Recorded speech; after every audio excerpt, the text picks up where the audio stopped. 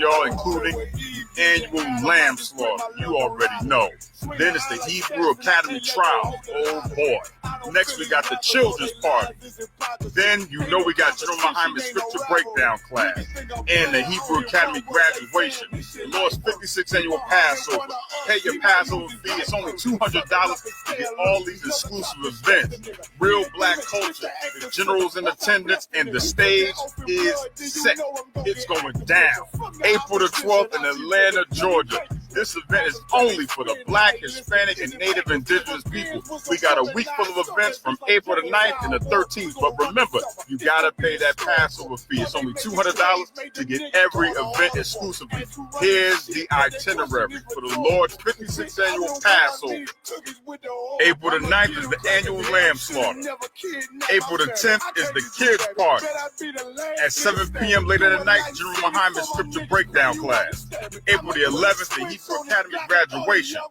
Later that night at 8 p.m. is the all-black party. April the 12th is the Lord's 56th annual Passover. April the 13th is the Feast of Unleavened Bread. $200, 17 years or older, pay your Passover fee. See you in Atlanta, Israel. Shalom.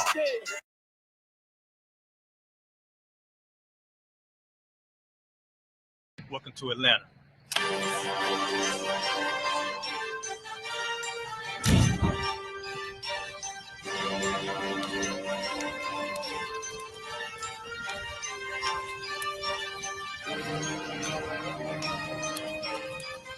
Practice Officer 5000, Jeremiah, the camp leader of Atlanta.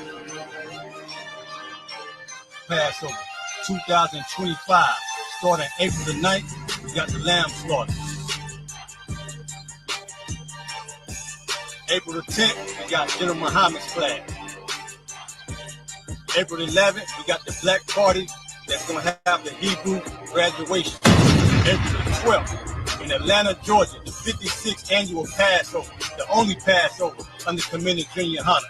Our great and holy King has honored us for turning our lives from the darkness to the light, man. There's no greater gift you can receive than to wake up to the truth and then commit your life to saving your brothers, man. Looking in their eyes and seeing their faces and seeing what they've suffered and what they've gone through and seeing the end of it, man. It is a guaranteed seat in the kingdom of heaven, man. So in the name of our King Yahushua, we dedicate us another Passover of brothers and sisters' lives being saved. April the 13th, we got the Feast of Unleavened Bread.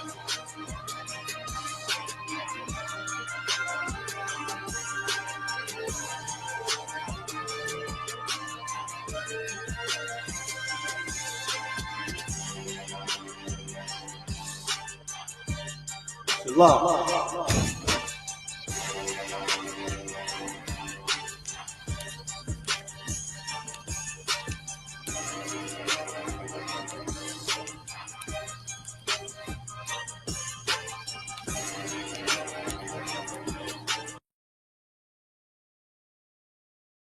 Friday. You already know it's April the 11th in Atlanta, Georgia, at the infamous Classic Atrium. I.S.U.P.K. presents the All-Black Party with live performances by Never see another King Ty, used to have that white bitch popping on the night. 144, Nakawa, Snitching in the act like this. That's why we unaffiliated. Shaw, If for more, right, that's good business. Nataza, We in the game, coach. Fuck you talking, hey? special guest from China Monet, and Georgia's own Pastor Troy. 8 p.m. to 2 a.m. You already know isupk.com. Shalom.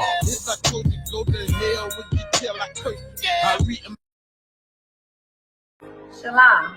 This year for the 56th annual Passover, Commandant Yahanna will be offering babysitting services for free for anyone that pays their $200 Passover fee. For paid babysitting and registration for babysitting, please contact Officer Yardan at 773-970-4343. Shalom.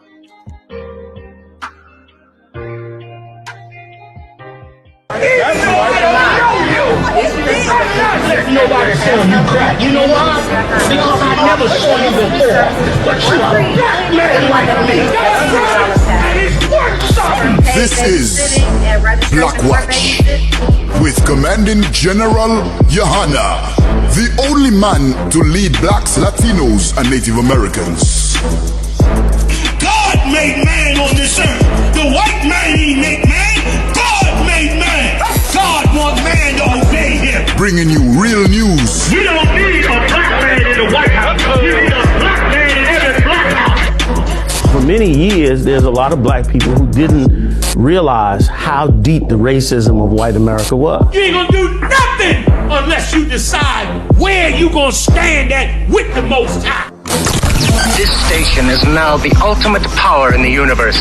Righteous solutions to issues plaguing our nation. Boy, you better wake up and see the power that is within blacks, Latinos, and Native Indians. Join us every Monday from 9 to 11 p.m. Black Watch. Let the show begin. Yeah. What's going on with Israel? ISUPK.com as the website. You know how we do. I'm Commandant General Yahanna. We getting it in. Took us a little delay, but we back in the game. You understand? On our Saturday night thing. We got some guests in the house coming with some power.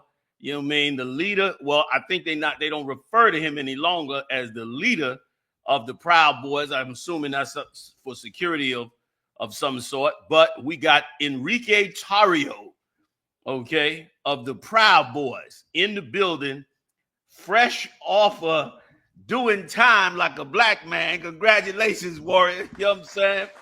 Getting out of prison, getting home. Man. Can you get some sound on him? Thank you. You hear me now? Yeah, I can hear you now. Well, Thank you, Commander. I appreciate that. Yeah, man. I know that was an ordeal. You know what I'm saying? It was. It wasn't my first rodeo, but yeah, it was an ordeal. You know, man. Especially, I'm sure it was tough on the family. You know what I'm saying? It was. It's tougher on the families than it is on us. Yeah. How about that? Yeah. So for those that may not know, especially on our side, give me a brief intro to who the Proud Boys are, what you stand for, and you know how you represent in the things that you do.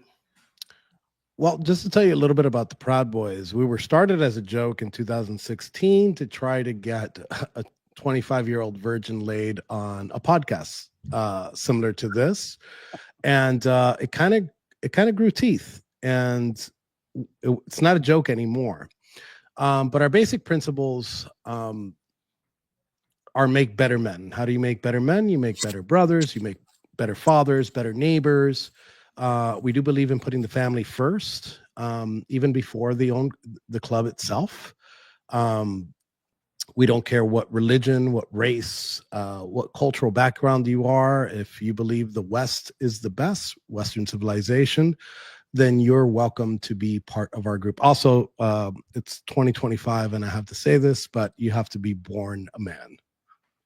Understood. Let me ask you this: when you say if you believe the West is the best, yes, give me a little more insight to that, because a lot of people say it's hard to nail down what the Proud Boys actually stand for. Now, and one of my questions was, besides that,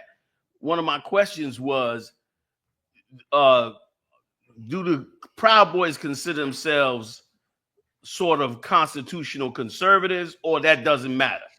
So we're not really a political group more than we're a cultural group. So politically, we do lean, most members do lean right. But again, that doesn't come first.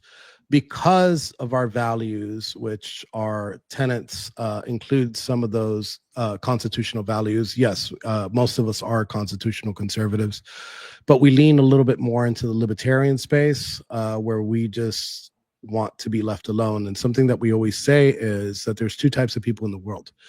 There are those that want to be left alone and those that don't want to leave others alone. But other tenets of ours include glorifying the entrepreneur, being a business owner. We believe that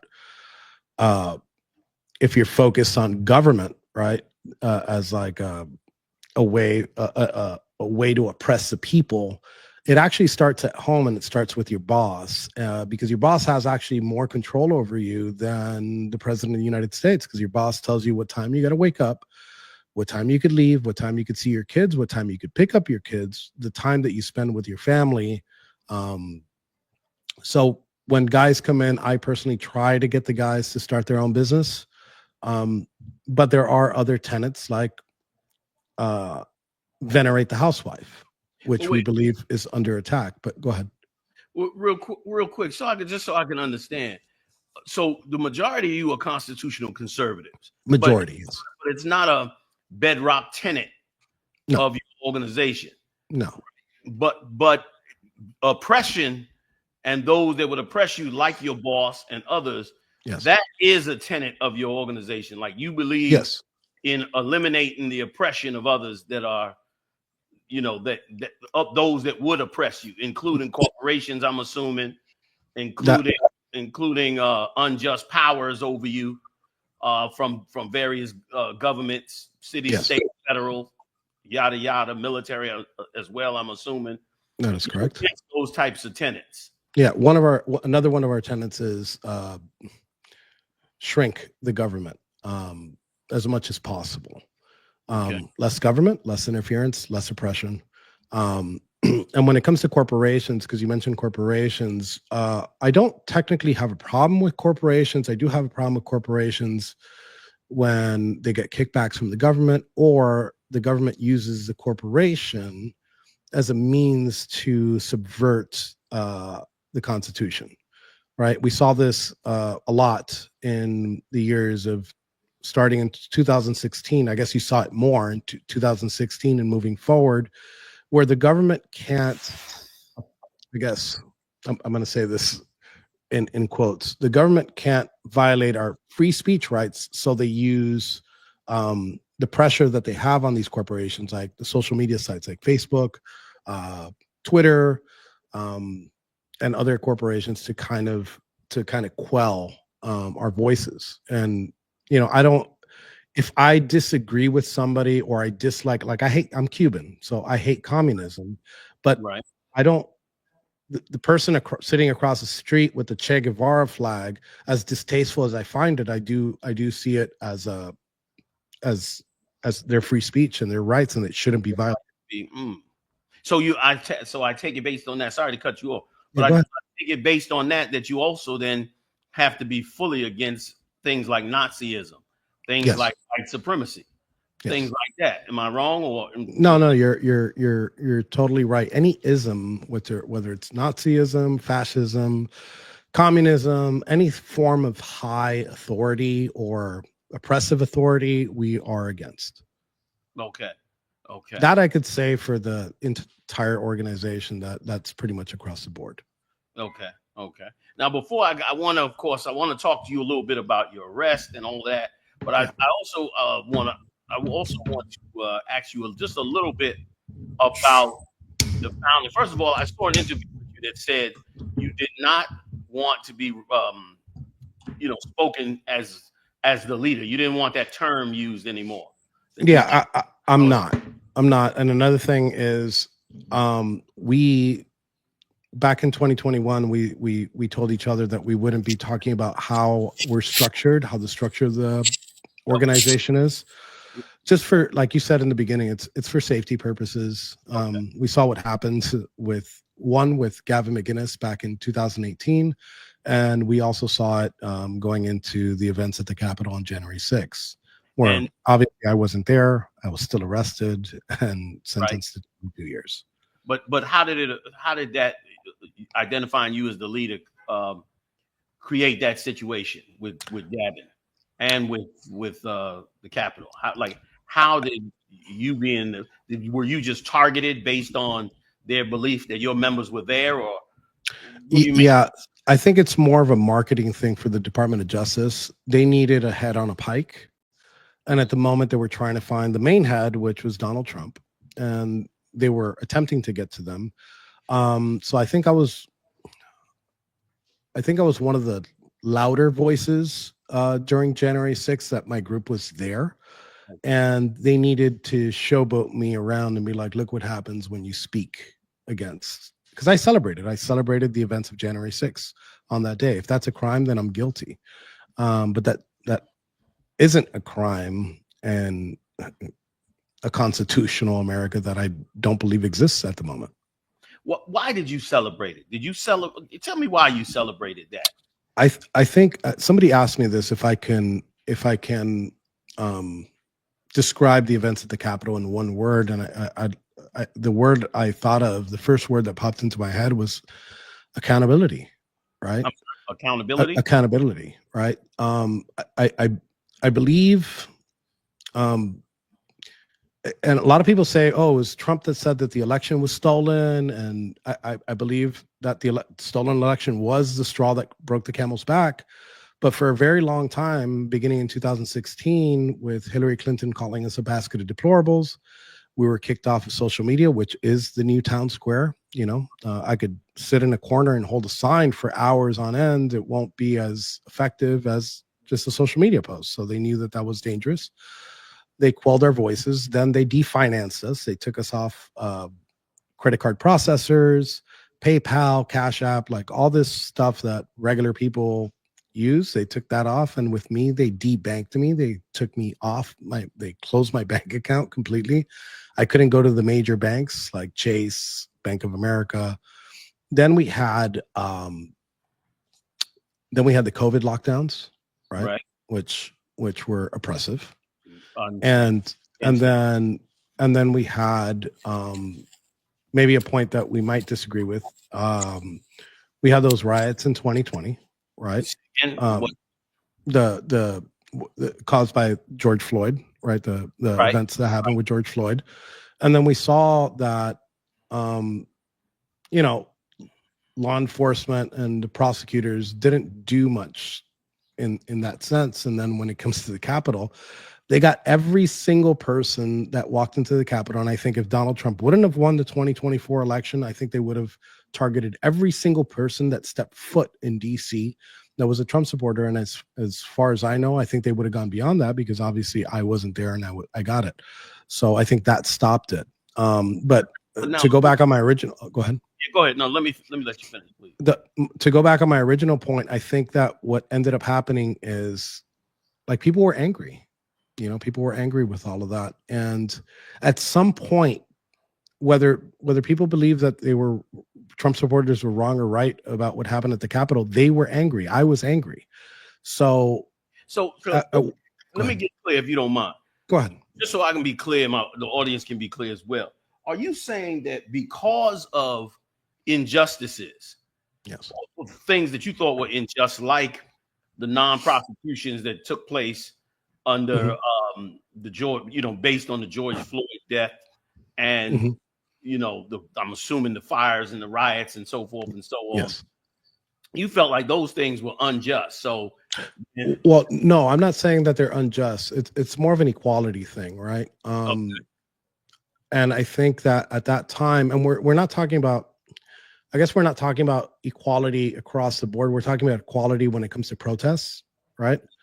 Okay. Where we didn't see those prosecutions. I'm not advocating in no way to say, hey, those people should be put in chains, right? I'm saying that we didn't see that equality, that same thing across the board. If we're all going to be equal when it comes to protesting, I'm being specific and I'm putting it in a box. Right. We didn't see that from the Biden administration. Right. But now, okay, in all fairness, right? Yes. We know we don't live in a box. I know. I know. That's why I try to put that in a compartment. Right. That's why you put it in the box. But now let me step outside the box. Yes. And look at the world as a Proud Boy walking down the street or living his everyday life. Do the Proud Boys see an injustice towards Blacks and Latinos that that goes on every day in America? And do they feel as passionate about that injustice as they did during January 6th? Because you know where I'm going with it. Yes, I definitely do. It sounds a little. I understand. Yeah, go ahead. So I personally don't like focusing on one race, right? But I will tell you, yes, there is major injustices when it comes to policing, militarizing some of these police departments. Some of these sentences are crazy, right? And there is a large population of African Americans and Latinos in the federal system. I will say that, because obviously I experienced it. I saw it. Now, go ahead. You saw it first. I did see it, and again, this isn't my first rodeo. As a matter of fact, criminal justice reform has been, at least for me personally, has been something that I've been passionate about for a long time, because I have been in the system. I will say some of those times that maybe I deserved it, right? But the system itself isn't meant to rehabilitate. It's not meant, like, calling it corrections is a lie. They're not correcting anything. They're just putting people in a box for decades at a time for crimes that are nonviolent, crimes that have no victims in many cases. The bread and butter for at least the federal system is this 922G, right? Which most, I'd say, the 922G, which is felon possession of a firearm, which I think is unconstitutional to begin with, and I think the Supreme Court's going to look at that on this session.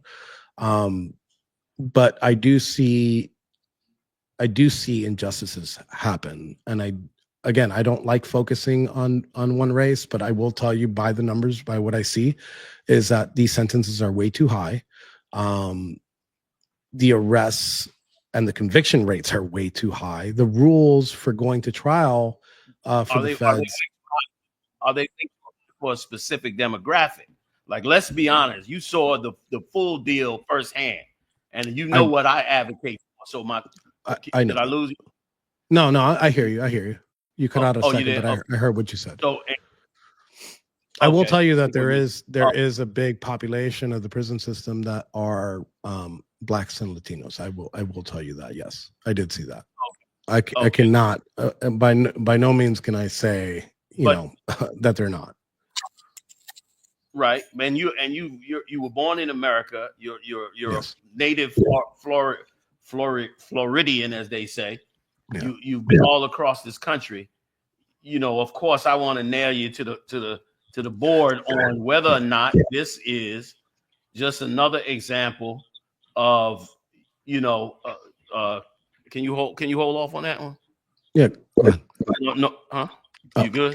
Yeah, because I think you freeze. Oh, it was just up here. I'm thinking you freezing up on both. Okay. So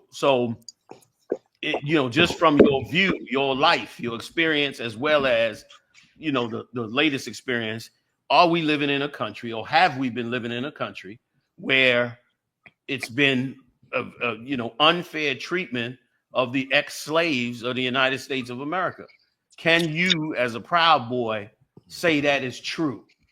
I can say that there's major injustices that happen in this country, and that's pretty much that's the truth. And I think the system is oppressive. I think the system's too big.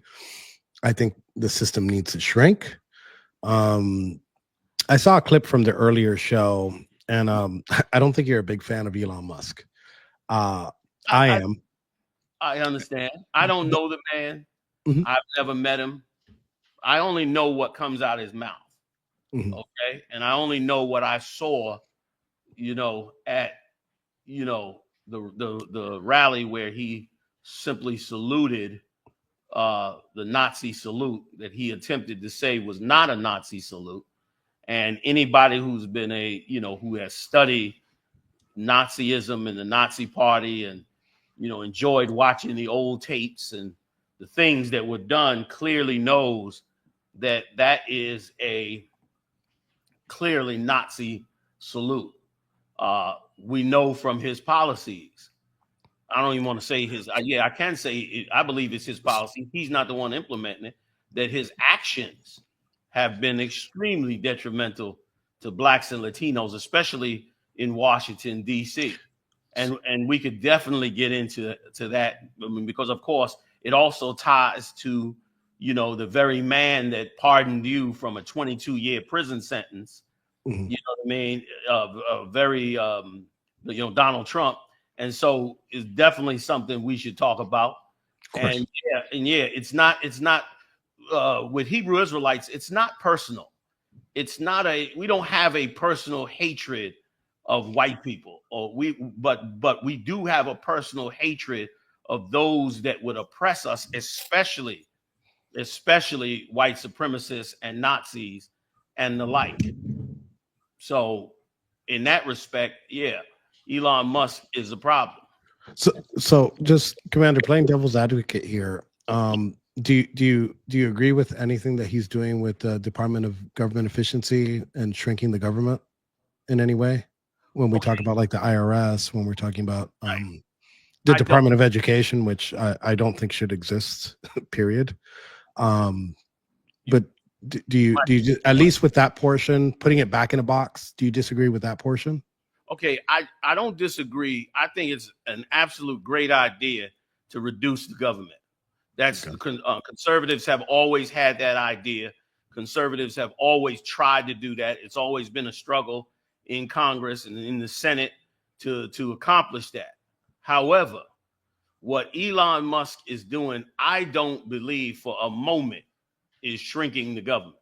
What I believe that we are watching unfold before our eyes, and we won't understand it unless you've studied that portion of history, is we are watching the transformation of a democracy into the beginnings of a fascist Nazi empire. And I believe that Elon Musk is probably the tip of the sword. The cuts, I don't believe, are doing anything to actually shrink the government. The cuts are being done in the most racist way and in the most political way to destroy so much of the infrastructure of the Democrats. You know, here's a point. Let me just make one quick point if I could. Go ahead.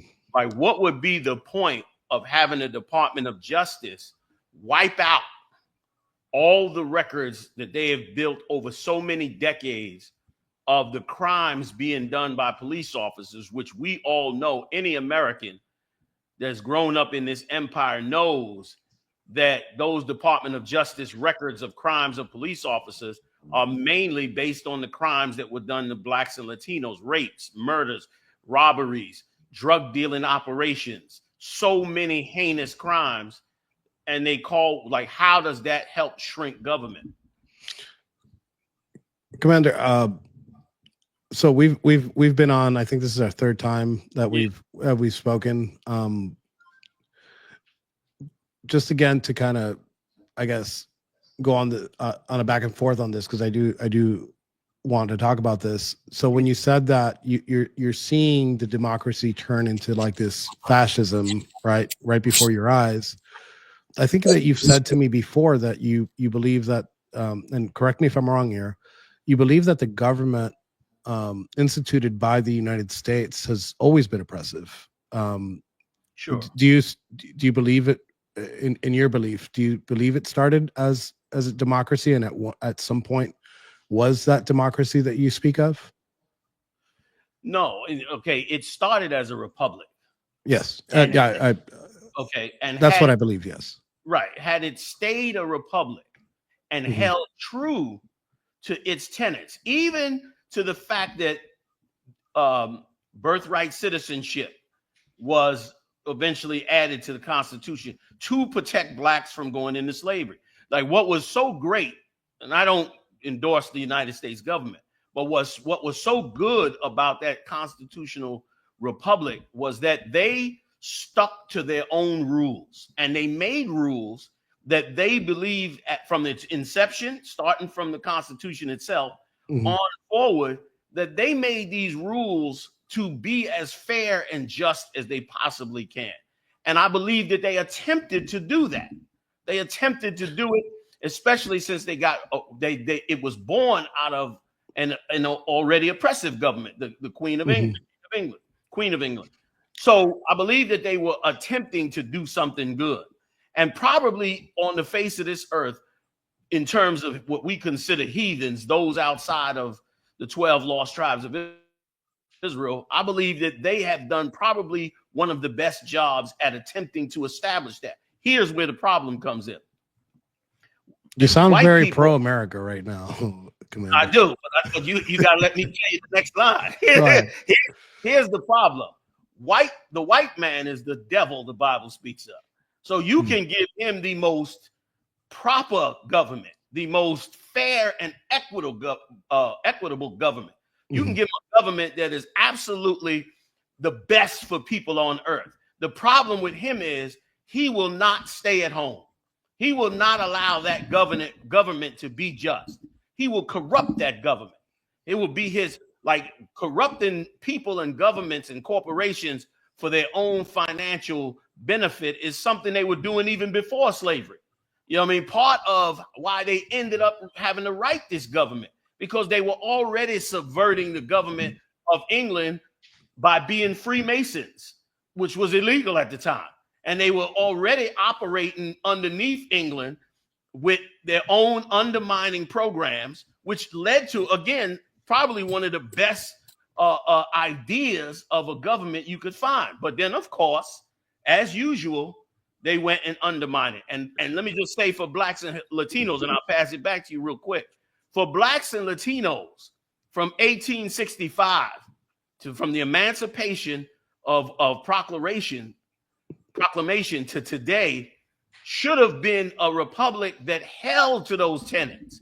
Like, you gave the freedom, you saw politically it was bad, you saw that it was socially bad, so you gave the slaves the freedom they needed. You saw the republic splitting in half based on slavery and the economics in the South over the economics in the North. So you passed laws, once again, bringing back that equity. The problem is, right after you passed those laws, you went on to just be as absolutely murderous and bloodthirsty as they possibly could. I'm sorry. Please go ahead. No, go ahead. So I don't want to be, I guess, the interviewer here, but I believe what you're saying when you say white, but my problem is with white liberals. I think ideology trumps. I've always been somebody that doesn't care for one's skin color or pushes one way or pushes the other one. But for me, the oppression comes in the ideology. And I think the acceleration that we saw with Biden in 2020 with a stolen election, I do believe that election stolen, and that acceleration that we saw a future that if we would have gotten a President Kamala Harris, it would have accelerated even worse. I'm pretty sure for the three hours and change that we've spoken, I'm pretty sure you're not a big fan of Kamala Harris and Joe Biden just on policy wise. But I do, in my opinion, I did see a giant acceleration in that oppression through the Biden administration, and I didn't see it during the Trump administration, and I don't see it now. I actually see. Telling me you don't see it now? No, I don't see it at all now. I see the complete opposite now. With this new, what we're seeing with 2024 Trump is I think God had a plan, and I think we needed Biden to steal that election in 2020 in order to see what the future would hold.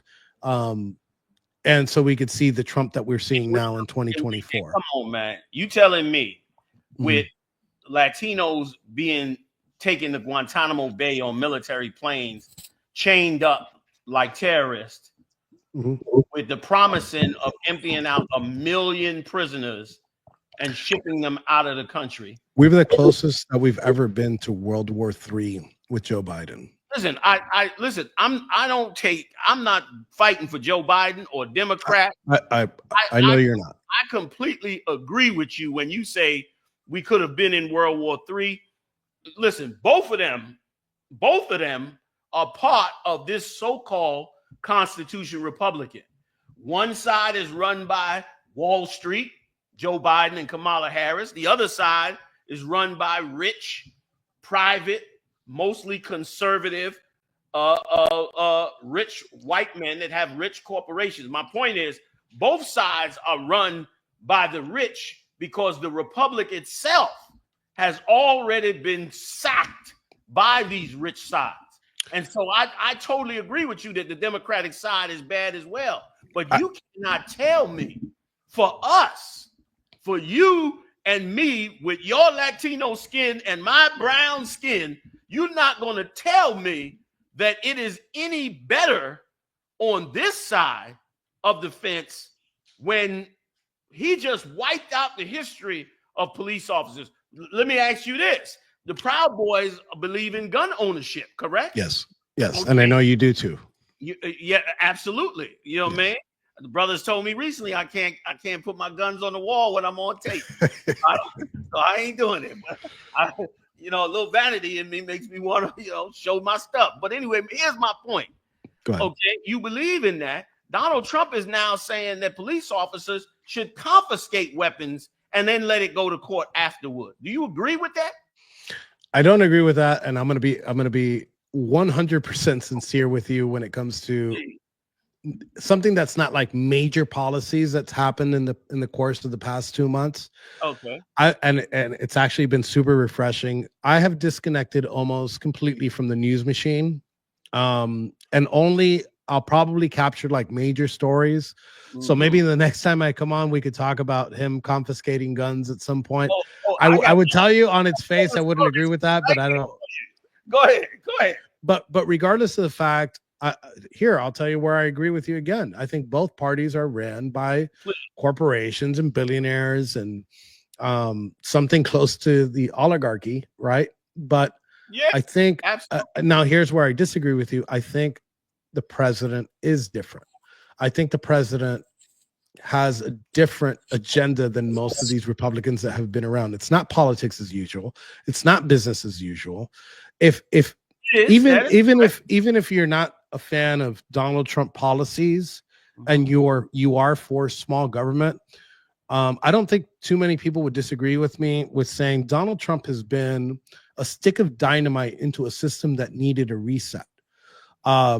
I'm afraid of what's going to come after he leaves, right? What kind of person is going to sit on that seat? No, he's leaving. He's got his 4 years. He's done. Enrico, I wish I could be as naive in heart as you are. I don't know how you became the head of such a powerful military in the streets fighting organization, because I see you got a good heart. I see a rich man. He can work you. Enrico. He can see you as. Well, I do want to clarify one thing. So the things that you see on the streets, we do provide security a lot for these events and stuff like that. And my guys just naturally, we're not a militant organization. Okay. I guess it kind of comes natural, and it starts at our meets, right? We meet once a month. The only requisite when you become a member is that you go out with the boys and drink beer. 90% of my members have never been to a rally. The most political thing they've ever done in their life is probably go check a box inside a polling station. Other than that, what people usually see about the Proud Boys is the videos of us fighting back. The propaganda. And it's not really by us because we're not pushing that out. It's really the media that portrays us that way, and I think they always portray us wrong. Specifically, I could talk when I talk about that. Let me talk about myself for a second. It's hard to put me in a box because I do have these very complex and complicated views on things, and some of them are very simple, and some of them are very like I said, complex, but I don't fit in a Republican box. I don't fit in a right-wing box. I never actually fit in. When I was in prison, it was hard to jump in a certain car, right? Because the blacks wouldn't take me, right? The whites wouldn't take me. The Latinos, which are mostly Mexican nationals that are there for reentry, and that I disagree with. I think we should deport automatically. I don't think that we should put somebody in a concrete box for 4 or 5 years. One, financially, it's morally wrong. Two, it's financially stupid that you got to feed somebody for 5 or 6 years for reentry into the United States. They should be deported immediately. Unless you're saving them for future slaves to work in the fields for 50 cents a day. That's another thing I have a problem with when Democrats, and this is my liberal counterparts here, when they're advocating for bringing in more people, what they're really advocating for is cheap labor. And that in itself is wrong. And I don't think that a lot of, even conservatives, I don't think that, I don't want to say that they're voicing their concerns properly, but there's a way that we can talk about this where it's logical and it's respectful of people. Like, if you get caught coming over the border, you should be put on a bus and deported immediately. And I think that we should close our borders, right? Fix our issues internally, because obviously me and you have issues with things that are happening within the country. But I forgot where I was going with this, but regardless, I don't fit in a box. So when I'm in prison, it's hard to jump in a car because, so I had to, my last car that I had to jump into was a Caribbean car, and that consisted of Cubans, Dominicans, and Venezuelans. So it's kind of hard when somebody can't put their finger on you and they write about you without even asking what your feelings are towards things. And I understand why people don't like the Proud Boys sometimes. We're rough around the edges. We cuss like sailors. Let me ask you a question. Go ahead. Let me ask you a question. The white members of the Proud Boys that were locked up, right? Yes. Was it difficult for them to jump in a car, or did they only have to be white? Well, in prison, I guess the two biggest cars are the black car and the white car. So obviously those are pretty easy to get into. So they were able to get into the white car regardless of their political stance and affiliations, as long as they were white. Well, prison doesn't play on your political views, right or left. It's skin color. It's crazy, the segregation that goes on in there. And that's how they Go ahead. And that's how they gain power. And let's not look at that like it's so insane, because the white car has been working out here as well. The white car has been doing amazingly great, while the black car and every other car has done horribly bad. And so my question again comes back to the same thing. I'm sorry to cut you off, but what do you mean they're doing good? The white car and the black car. When I'm talking about people that are in prison that maybe get out or whatever. I'm taking it out of prison. I'm saying the white car and the black car and the Latino car still exists today outside of the prison, not just in the prison. And the white car, remember earlier you told me you don't really focus on the individual policies, but you have your own policies as Proud Boys. Then some do lean towards conservatives. What I'm saying is all that is nice, but when it comes down to the brass tacks, the white car is still the biggest car and doing the best in this, for lack of a better term, open air prison we call America. Yeah, I could say that the white car is obviously bigger because the population in America of white is obviously as big as it is. And why is that population bigger?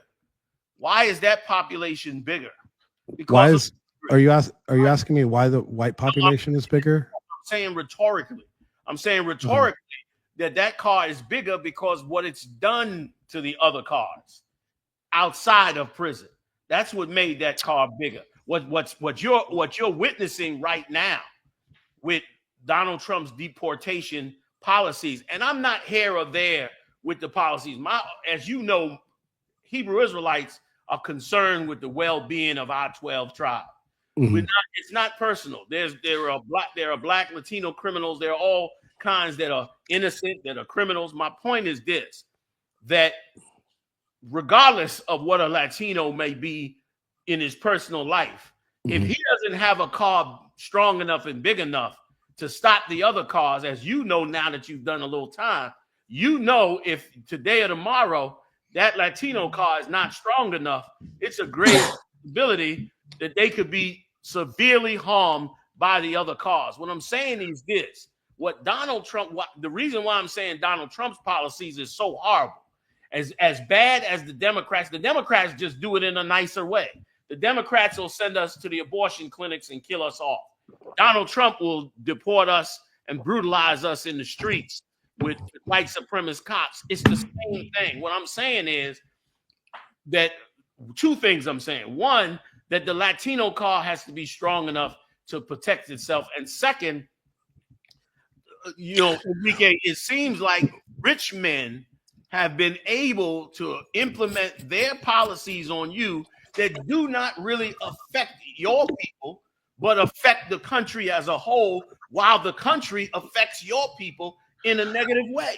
Commander, but wouldn't the car be stronger if it wasn't color coded and we all work together to a common goal? Because and the reason why I asked that is, like you said, your focus, the Hebrew Israelites' focus is on your tribe, the 12 tribes of Israel, as you believe. Like our Latinos are precious to us. Go ahead. My tribe, and something that changed, I will tell you something that changed in me, and to hit on that point specifically, something that changed in me is my list of priorities, right? My list of priorities used to be like God, family, country, right? Those were the top three for me. After the government did what they did to me and did to my brothers, country was knocked off of that list, and it goes God, family, tribe, right? Thank you. I'm glad to hear that. I'm glad to hear that.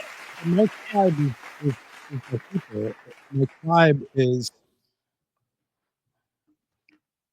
this movement, right? My tribe is like my brotherhood, right? My tribe is this MAGA movement. My tribe is this ideology, and I protect that with everything, because when I was in there, there was a lot of people championing that I didn't get enough years, that I should be put there for even longer, that they should have thrown away the key. And as one woman in the jury said, that we should be buried under the jail. So my tribe, and in no way, shape, or form am I saying like my tribe's better than your tribe. My tribe has no color. My tribe is the ideology. It's not a border, right? It's the people that supported us, right? It's the people that stood behind us when everything else, when the entire pressure of the United States government was put, I mean, every resource available. This was the biggest investigation in Department of Justice history. It has the most discovery of any case ever by far. It was the longest trial, continuous trial in DC history. But let me just say this. Go ahead. Can't you see clear from what took place? It was huge. Make no mistake. I mean, they were trying to put you and your people under the jail. And I want to go back eventually to what actually they tried to convict you of and what you was charged. But here's my question. Don't you see that rich men who set policies in this empire was able to use you and your organization based on the fact that you had no so-called racial tribe? Like, because your tribe was open for everyone, didn't that also open the door? Because let's face it, you know, without signing up for it, you know, your organization became, you know, foot soldiers for the Trump administration. Like that rally that your members went to jail for was, you know, a rally by yet another rich man backed by other rich men, you understand, to put pressure on yet another set of rich men for things that rich men decided. Like, that wasn't a fight for your tribe. Your tribe didn't benefit at all from that and would not have benefited from it. Well, I disagree in the fact that we weren't soldiers for Trump. You disagree with that. You don't. I disagree completely with it, because we're not soldiers for anybody but ourselves. I totally get it. But we do have a common belief. Listen, I totally get it. But were you used at the Capitol? Like, your beliefs don't say we were used by liberals for political purposes, for fundraising, and to send a message. And this includes, here's where I go with it's not about race, because you had people like Hakeem Jeffries, you had people like Miss Crockett from Texas championing, you had members, Alexandria Ocasio-Cortez. They were people that were advocating to put us in chains. They were people that were advocating to put us under that jail, that prison. My tribe was with me the entire, before this, during it, and after. Listen, I'm not. I know you're not. I know you're not knocking it. I'm just saying, like, my oppressors, they were of all shades of colors.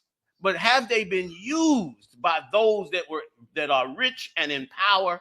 You understand? And then let me add this to you. Anybody that studied the Nazis know, when Adolf Hitler was rising to power, when he was moving his way towards chancellor, he had to organize grassroots groups. He organized grassroots groups who in normal terms were not Nazis, and were not even, the Nazi party hadn't even been fully established yet, and they were not necessarily Nazis or even racists. But those organizations, he used those organizations and moved them in such a way with all types of things to basically become foot soldiers, even though they were not. He used them to become foot soldiers for movement, which eventually turned into what we know today as Nazi Germany.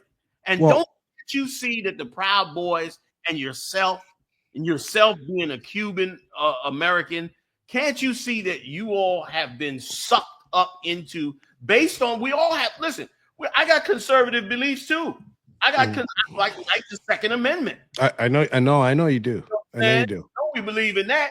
Like, you know what I mean? I totally agree with the idea of men being men and women being women. I'm not down with any of that LGBT, because biblically is wrong. So my point is, we all have views that somewhat align with either the Democrat or Republican Party. But in this incident, can't you see that because you don't have the bond of your race as well? And I'm not knocking where you're going where you're going anyway. Yeah. I'm just making a point. Doesn't that say we are being used by those who have some of our ideas, but also have a set of other ideas and a broader agenda that may totally be against us? Like in the case of Donald Trump. And I want to read it when I'm gonna let you respond, but then I want to read a policy that came out by Donald Trump. And I want you to tell me, one, I know you're not going to agree with it. And then if you don't agree with it, can't you at least see that you were used to get him to that point? Let me let you speak. Go ahead. So here's my issue. Like, obviously we got to look back at history to see, to learn from examples, right? Right. But sometimes when we overread our history, and I think a lot of people just overread, because we always go back to Hitler, right? We always go back to Nazi Germany and what happened there. I didn't until recently. No, I know. But what happened to me was the reverse, right? We had an oppressive government that did use us, right? And they used us in reverse. They didn't use us as foot soldiers. They used us as pawns. They used us as propaganda. They used us. The Trump administration does not control the Proud Boys. Trump can say, I'll jump off a bridge, and I'll tell him to go screw himself. And he's never asked me to jump off a bridge. The Biden administration used us nonstop as he came out, and his original his first campaign video was about Charlottesville and taking out these hate groups. And I know which way that rabbit hole goes when somebody says that. Now, when it comes to the president, I think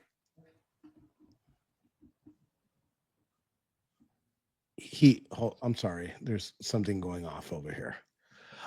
When it comes to the president, I and going back into history and comparing that to what happened in Germany, that in itself, like, you're not overusing it, because I know what example you're trying to set, but a lot of people use that as to show, what could happen. I think what happened in America between 2020 and 2024 is something new. We know about those things in history, and they have names. We have the names for those things, like communism, Nazism. It is a new type of oppression that 1,000 years from now, if the left continues to grow, it'll have a new name. We'll be talking about whatever president or whatever ism happens at that point. Sorry, I lost my train of thought because let me just say this, Enrique. I agree with you in everything you're saying about the Democrats. Israelites don't vote. We certainly don't align ourselves with a political party that advocates our women having abortions and killing our baby. So when you speak on these things, just as a man, I totally recognize and agree with you. But what I don't understand is why you would align yourself with the possibilities and the things that are actually going on right now from the right as well. I don't understand why the Proud Boys have allowed themselves to become used again by the other side in an attempt to fight this side. Wait a minute, bear with me a second. Donald Trump ran on the idea that Latinos were rapists. He ran on it. It's exactly what Adolf Hitler did. And to say he did not is to be, come on, brother. You got to be able to see the in man. 2016, like the main motivating policy was to build a wall, right? Because immigration, I think, that's what he said is a big problem. But he also said that one of the reasons was that they were, a horrible bunch of people. Can you honestly say he's clarified that multiple times, where he says not all of them, but they are letting people in, and we're seeing it we're also seeing it with a lot of Venezuelans now too. If the president of the United States says they're rapists, you understand, they're criminals, and some of them are good people. Come on, let me tell you something. Is that not like accurate in a way, regardless of how he does? Absolutely not accurate. First of all, some of maybe most of them are good people, but there were rapists, and they are rapists jumping over the border. Is that really true? Are Latinos walking around raping across this country? But look, how did Castro try to punish the United States? He opened the gates to the Maria boat lift. Why didn't he say that? Why didn't he come out and say to stop the real racist? When you go back and look at the FBI statistics, the highest ranking of rapists, demographic of rapists, are white men. That's the highest demographic. Why did it have to become a political? But can't we just say that rape is just bad, no matter where it comes from? Not you killing me, because I would assume for a group like the Proud Boys, we can't assume anything here, who will fight Antifa, and Antifa be coming at y'all vicious. And I watch the tapes. Y'all stand your ground when it comes to them. Y'all go toe to toe.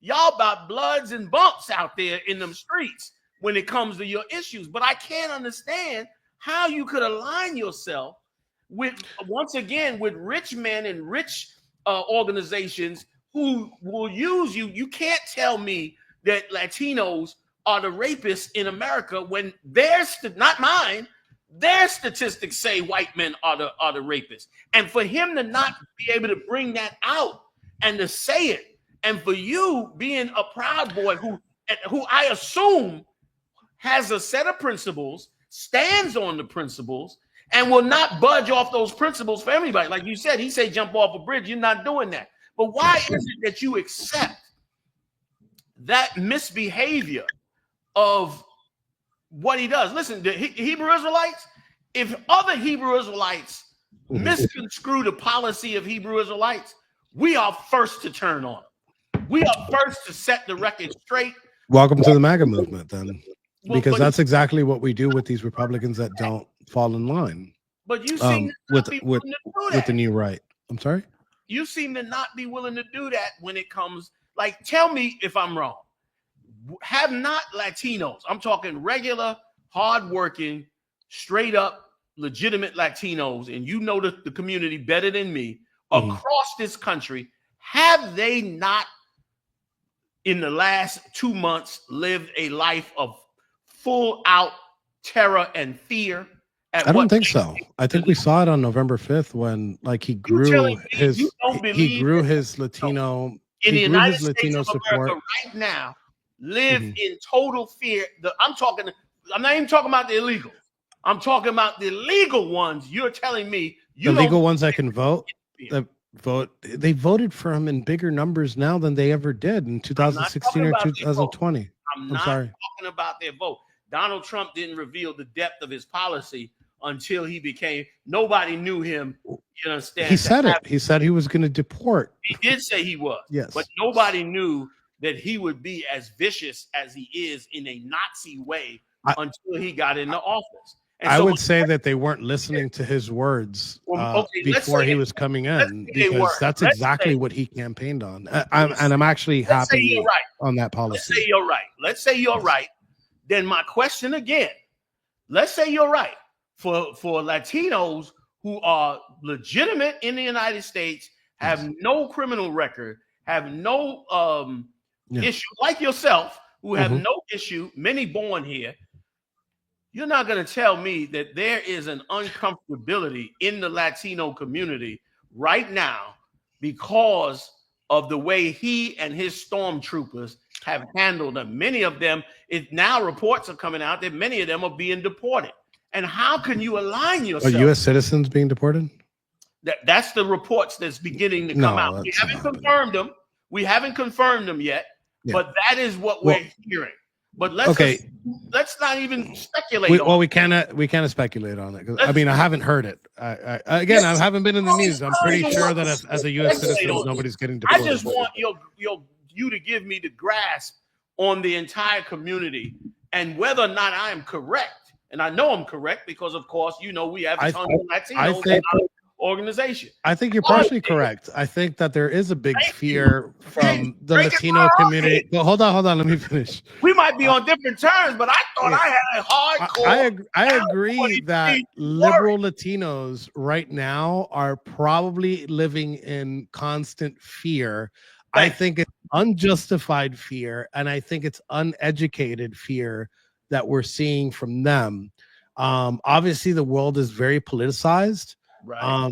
And I think that those people that think that Donald Trump is out to get Latinos or whatever, I think that fear is unjustified because it's not true. Enrico, killing me, baby. I think he's going after every liberal policy and every over-regulating. When we over-regulate these industries, his slash on regulation. What happened with Enrico? Oh. I'm sorry. Did you hear me? Yes, you wanted somebody on your side jumped in, I believe. Is that correct, Marah? Oh, okay. Marah? Is that correct? Yes, it was his side. Okay, it was your side. You got somebody jumped in on your side?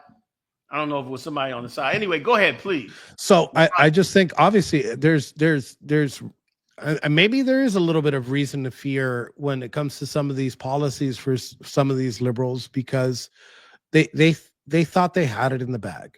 They thought that they can do whatever they wanted for 4 years. They thought that they could, I'll start with the personal stuff. They thought that they could lock us up for life. Okay. They thought that they can get away with the spending. They thought that they can get away with what's going on in Ukraine. They thought that they could get away with what's happening, all these weapon shipments that we're sending all over the world. And the buck stops with Donald Trump. So do they have a reason to fear? I think your so. Fight, Enrique. Why is that your fight? Because it is fight between two rich groups. Why is it your fight? Well, because of my ideology. So if here I'm going to give you the perfect example. So my wife, right? I love her. Okay. What's the percentage that I agree with my wife on certain things? I'd say that number is close to like maybe 80%. And I think that's probably being high on it. I hope she's not watching this. She'll come in and she'll be like, what is the 20%? And she'll swing this knife at me. But so to think that I would agree with Donald Trump on close to more than the person that I love the most in my life is unreal. Do I agree with the president 100% of the time? Absolutely not. But right now, he has there's a different category. I'll talk about that now. But he does have 100% of my support. Now, I'm in a different category than your typical, I guess, Trump supporter. Right. I was going to spend the rest of my life in jail, in prison. Right. For political purposes, because if I legitimately did something wrong, I'll be like, all right, whatever, I deserved it. Because I'll tell you, back in 2004, I was I'm not going to cuss, but I was a little crap, change that. And I deserved getting arrested. I deserved what I got. I got like 3 years of probation or whatever. Right. But this time I really didn't do anything wrong. What they accused me of is one of the, probably like a horrible crime, sedition. And they wanted to put me away. So maybe there's a heavy bias there because my life was literally given back to me 2 months ago. So I won't tell you that if Trump tells me to jump off a bridge, I'll do it. But there is a higher level of loyalty coming from me and 1,600 other people that you typically don't see. So some of these questions, you maybe asking somebody with a little bit more, that has a little bit more objectivity and just a little bit more, because I do tell you, like, some of these policies I don't agree with. Some of the Trump's policies I don't agree with. And I've voiced that before. Do you disagree with anybody, especially the wealthy and powerful in both political parties, using the Proud Boys as a tool to advance themselves politically? The problem with that is that we're not used by certain groups, right?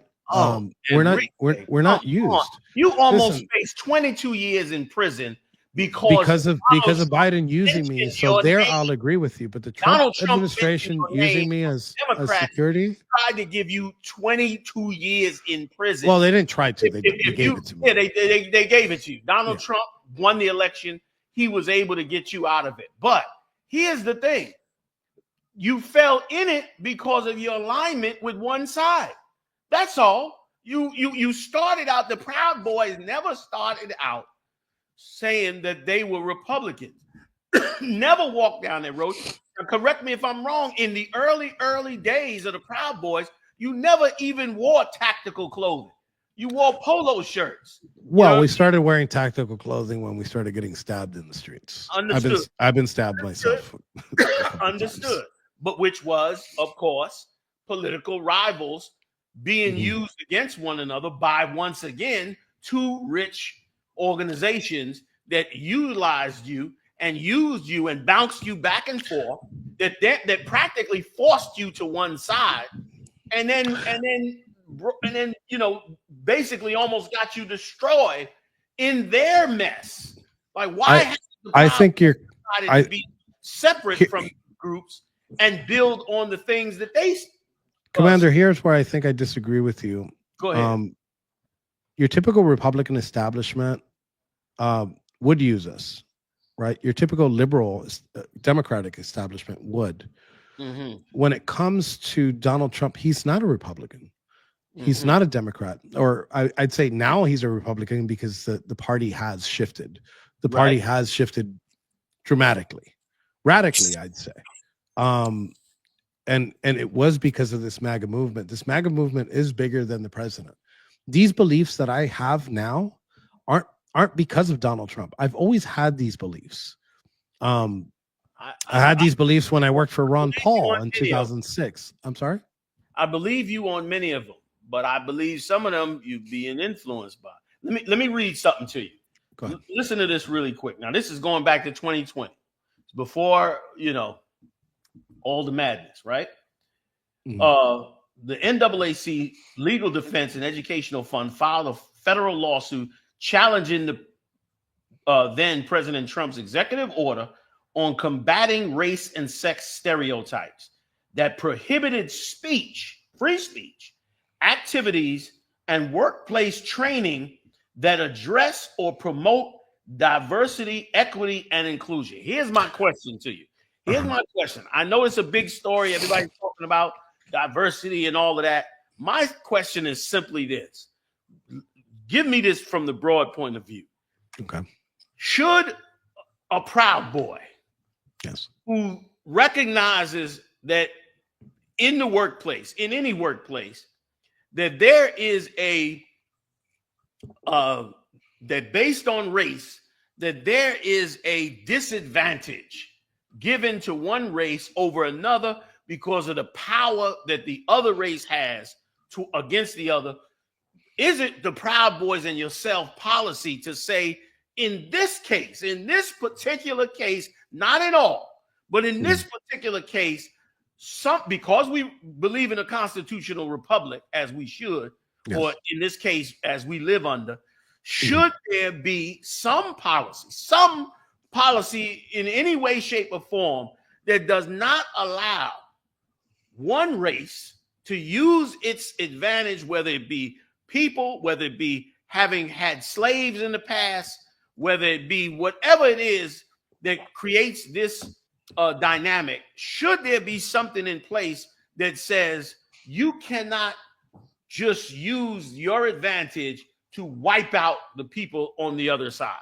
Or let me let you take it from there. That's my question to you. I just before I answered, I want to ask you: Are you saying that you're for the DEI initiatives? No, not at all. I'm even worse. I'm for Blacks and Latinos building on their own and doing their level best. We spoke about this last from time. The oppressive policies of white America. I believe that the whole reason we had to have DEI and the whole reason Democrats are fighting for DEI is because, once again, white people are the devil the Bible speaks of. And so they will always take an advantage, if they can, of the situation. They will always, Mariah, you having a problem or you good? We're good. All right. Or they will always take advantage of whatever opportunity is there. And it doesn't matter who they destroy or step on in the way. We've suffered hundreds, not tens, not decades, hundreds and hundreds of years of oppression just based on how another race felt. And for me, some things should, bring him back if you could, Marah. For me, some things need to be put in place so that their race doesn't do what it's done for hundreds of years, and what I believe Elon Musk is doing right now, which is use their power and their influence and their ability to oppress those that are around them. This goes on worldwide, but let's just talk about us. I believe that we need to stop that. So I'm not necessarily for or against DEI. I am for the equity until our time comes to be out of this place. But my question is, in that interim, should there be any time in this republic that blacks who have such and Latinos and others, Native Indians, that in some cases have an extreme disadvantage against those? Should there be some, like it's been many laws, it's been many amendments to the Constitution. Should there be laws that say by capable judges that say this is wrong and there needs to be a rule here that does not allow this to continue? There should be. Also, should there also be that same policy when it comes to the acts being done of injustice against blacks and Latinos in this republic? That's my question to you. That's a lot to unpack. Well, let me shorten it. Should there be any incident or any situation where DEI, again, I'm not necessarily for DEI, but should there be any situation where DEI should be in place? Because if it's not in place, those that have the advantage would abuse those that do not. Please. When it comes to the system, here's where I don't fit in this box. When it comes to the system, and I'm a little bit of an anarchist. I believe that there shouldn't be any guardrails when it comes to like finding a job, finding. Wait, I could hear myself in my headphones. Hello. Yeah, I'm here. You there? Yeah, I think you're. Did I lose? Did we lose him? I think I'm pushing. You're pushing the audio back into my headphones. It's an audio test. Huh? Mara? Like I hear you twice, and I hear myself. We're getting an echo now. Okay, I'm good. You trying to clean something up? I'm good. Yeah. You hear me? Can you hear him? Mara? Yeah. Okay, go ahead. Okay, so I'm a little bit of an anarchist when it comes to that. I don't believe in guardrails. I believe when it comes to owning a business, I believe I should be able to hire whoever I want. I believe that I will always find the best person for that job, regardless of race. And I think that it should be a free market. What we do have right now is not a free market. I will tell you that. Companies like Amazon, for example, I mean, I'm not going to get into like the whole details, but Amazon has a big advantage. But no, I don't think that there should be any DEI initiatives in any shape, way, or form when it comes to any practices, whether it's your own private, whether it's your own. I mean, and I guess this is more personal. Like last time I was on with you, you were saying like Black-owned businesses should only do business. Like you guys should build a community, and I think that's within that community. I think that's awesome. But me personally, when it comes to enforcement and the government coming in and saying, well, you need to do this, you need to have some type of quota, I absolutely am against that. Well, then let me ask you this then, okay? Yeah. If that's the case, which that's fine too. Yes. Here's where the problem comes in. The problem comes in that Mr. White Man Joe Blow opens up a grocery store the same time I do. We both own a grocery store on both sides of the street, right? Yes. Okay. We both doing business. We both sell sandwiches. Somehow I've learned to make my sandwich sauce a little bit better than his. It becomes the sandwich sauce that people like, which means I start gathering business in greater numbers. His business begins to decline. Yes. Should he at any time, since we eliminating DEI, should he at any time be allowed to use nefarious things to destroy my business because I'm Black and he's white? Should he be able to do those things? And if he should not be able to do those things, then don't we have tens of thousands of Black people who've had businesses, who've built cities, who've done amazing things? There are 20 cities right now underwater in the United States that were built by Black people. Commander, but those cities were systematically destroyed by white conservatives who could not stomach the idea of Black people building their side of the city greater and bigger than theirs. Should that be stopped? Go ahead, please. So wait, so here's the thing with some of these hypotheticals is what is the nefarious? Well, no, wait. Well, in this situation where you said that you're well, you the sandwich shop, but you could apply that to so many. What's this nefarious thing that the white business across the street? What would this nefarious thing? Because I'll tell you, like, if it's like put roaches in your place, like that's illegal. You should not do that. Maybe he sent a few white supremacists there in the middle of the night and they burned my business down. Okay, well, that's already illegal. Yeah, right? it and is. they should be prosecuted to the full extent of the law. Okay, and you believe they should be stopped.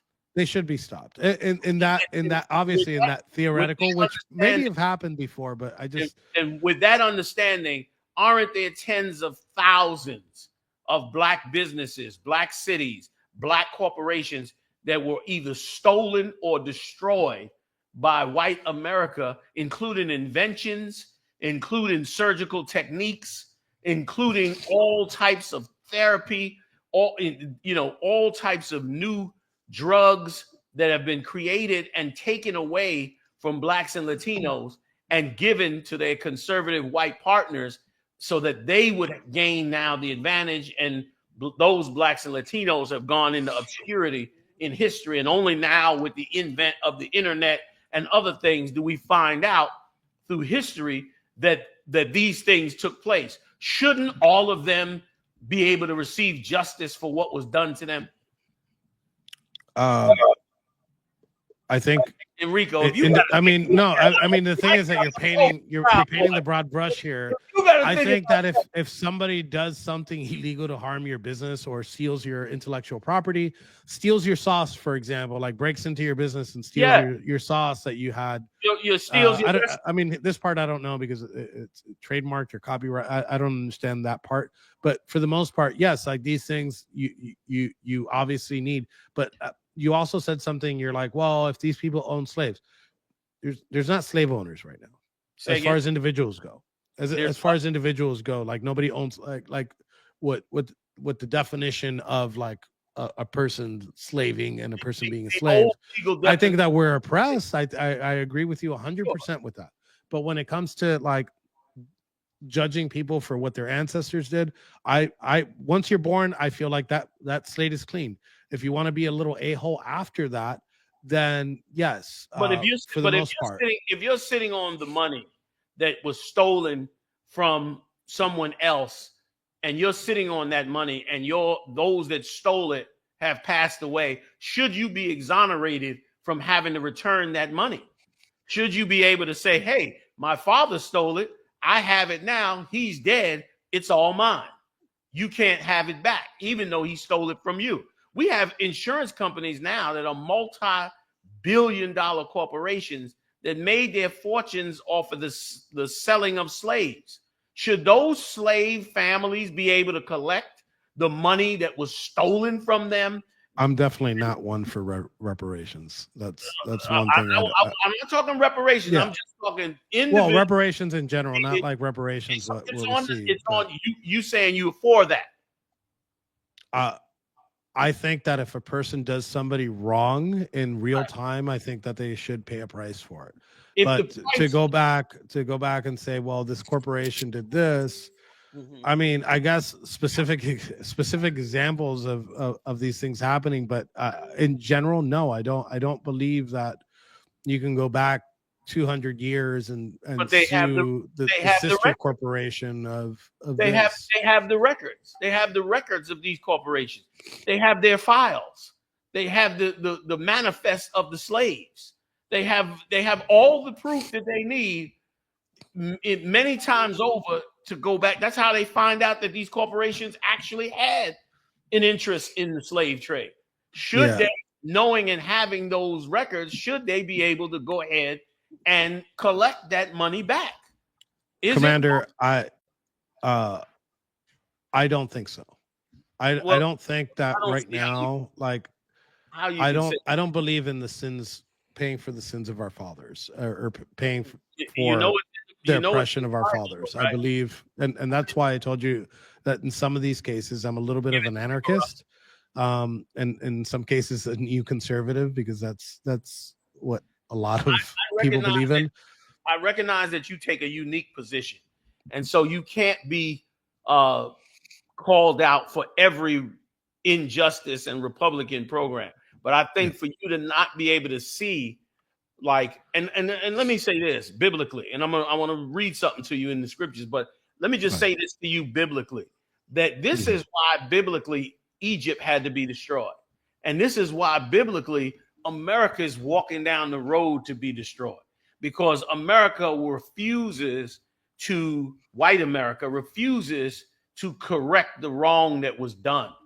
And that is one of the biggest wrongs, if not the biggest wrongs ever done by this empire. And it is to be they're being exonerated from it. And because they're exonerated from it, like any bad child, if they're never punished for what they did, then they'll never learn the lesson to not do that punishment again. And that's why we wake up in 2025. And like you said in your own words, we still are oppressed. And that oppression still happens today because those that know how to oppress do not fear being challenged. Donald Trump has, in essence, given liberty to police departments to continue their oppression. He joked about it in his first campaign, where he said, back in the day, you used to hit the guy on the head when you put him in the car. Like, to him, that was just a joke at a rally. To blacks and Latinos, that's been a horrible way of life. That has been whiplash inside hospitals. That have been back injuries in prisons based on that behavior. That's been assaults, extreme assaults, sometimes deaths. Long before cameras were on the scene, Black people and Latino people died from those things. But to him, it was just a joke. But my point is that kind of behavior that he is making so light of has been our oppression. And that oppression has not gone unchallenged. How can a presidential candidate joke about how comfortable it is to assault prisoners in handcuffs, knowing that blacks and Latinos have had a, amazing history of being abused by law enforcement, going all the way back to the days of slave catching. The entire police force has been created based on slave catchers. How can that be okay by yourself and those that would align themselves to the Republican Party? And why aren't you and your group able to stand up to them and challenge them on it? You know what I mean? Why is my man Roger's supposed to get challenged on that? Y'all supposed to challenge Roger on that, man. You know what I'm saying? So go ahead, please. I'm going to tell you, Commander, like I disagree with the premise. I believe that this new conservative movement that we have is completely different than what you're portraying here. I don't agree with you that major corporations are I believe that major corporations in the Republican Party has been an issue for a very long time. That's why we got movements like I'm sorry? How can you deny it? Please continue. Commander, I'm sorry. Hold on one second. Okay.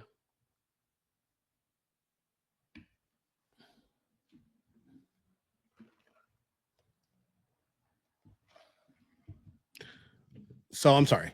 A lot of noise in the background. We only got 30 minutes, so we won't be that much longer.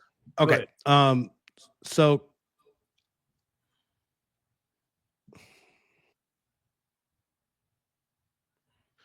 I believe that you're. Go ahead. Take a moment. Go ahead. I'm sorry. I know we've been running all day. Both of us done had a long day. I know what it's like when you done had a long running day. You know what I mean? So go ahead. You want me to read the scripture, sir? No, bring us back. Once he comes back, we'll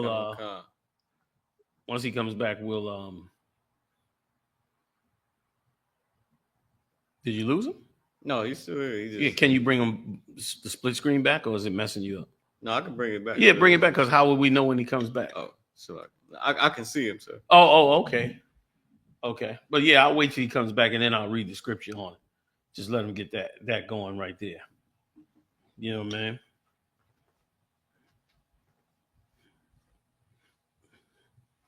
Yeah, big shout out to can everybody else hear me? Yes, sir. Big shout out to TITHES. Good point. I'm assuming that he can't talk against Trump because he pardoned him. I mean, some things he said, but there is a loyalty that he's locked into. Go ahead. And I said that I said that before. There is a loyalty here because obviously there's a pardon. I remain objective, right? But there is a loyalty there that goes beyond that, and that's why I said that my tribe is very important to me, and that's why I say that I fight for that tribe, because this tribe is a big movement. It's actually, I think, the biggest political movement that we've seen in a very, very long time. Y'all almost big as us. I'm sorry. I'm joking. I said y'all almost big as us. Y'all almost. Sorry, Commander. I had lost my train of thought because I had somebody in my ear telling me something. Long day, man. Long day. Yeah. Another thing, I apologize. There was a little scheduling confusion in the morning. We're supposed to be on at 12. We all run into that type of thing. I'm glad that you were eventually able to make it. I'm glad we have able to have this conversation. I'm glad everybody was still willing to come out and hear what we're talking about. I think it's extremely important now because it's going to set the record for what's going to happen over the next 3 years. We'll see where we were right and maybe where we were wrong. You know what I mean? And I think that after the election of Donald Trump certainly gave us a better insight to you. Personally, you being a Cuban, you know you my peoples. You got home, even though we don't agree. We done battled in the past. But the fact I think we agree on a lot of things. I think obviously when it comes to religion and some politics, we disagree on some things, but I think we agree on a lot. And you know, this little experiment has worked out pretty well till now, and I think that's something we agree on, but maybe disagree on how to do it. I think we have to remain vigilant, right? Because it could get a lot worse. I personally saw it get a lot worse in the 4 years of Biden. I think I was only out for about a year, and my brothers were picked up right after that. So, and some of them got to see what the system is. You know, we were raised in the education system. That's why I agree with Musk and Trump on getting rid of the Department of Education.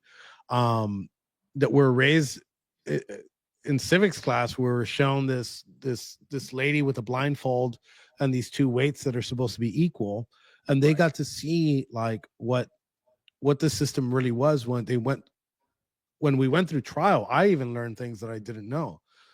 Our actual defense that was true, we weren't allowed to use. They suppressed evidence. They intimidated witnesses as soon as we put them on our witness list.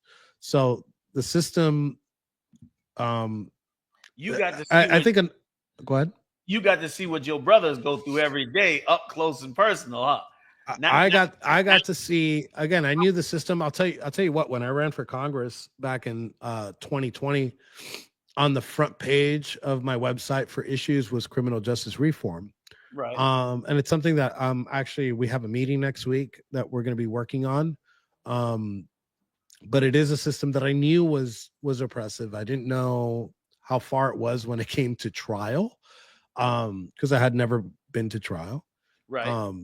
But what we saw there was they didn't learn how to do that with us. You know, it's something that they've done over, like, it was very, very methodical. Right. The way that they prosecuted us and persecuted us. And another thing that's, I guess I'm looking at the bright side of things. A lot of these J6ers, because of their plight, a lot of people that weren't looking at the justice system before are able to see. I'm talking about outside of the J6 community, people just reading about it. They are able to see these horrible conditions. One of the worst prisons I was in was, Commander, I believe you're in Atlanta, are you?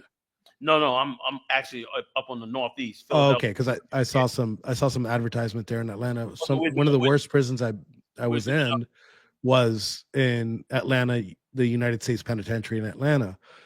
And then some of the most oppressive correctional officers there, you know, and here's when we're talking about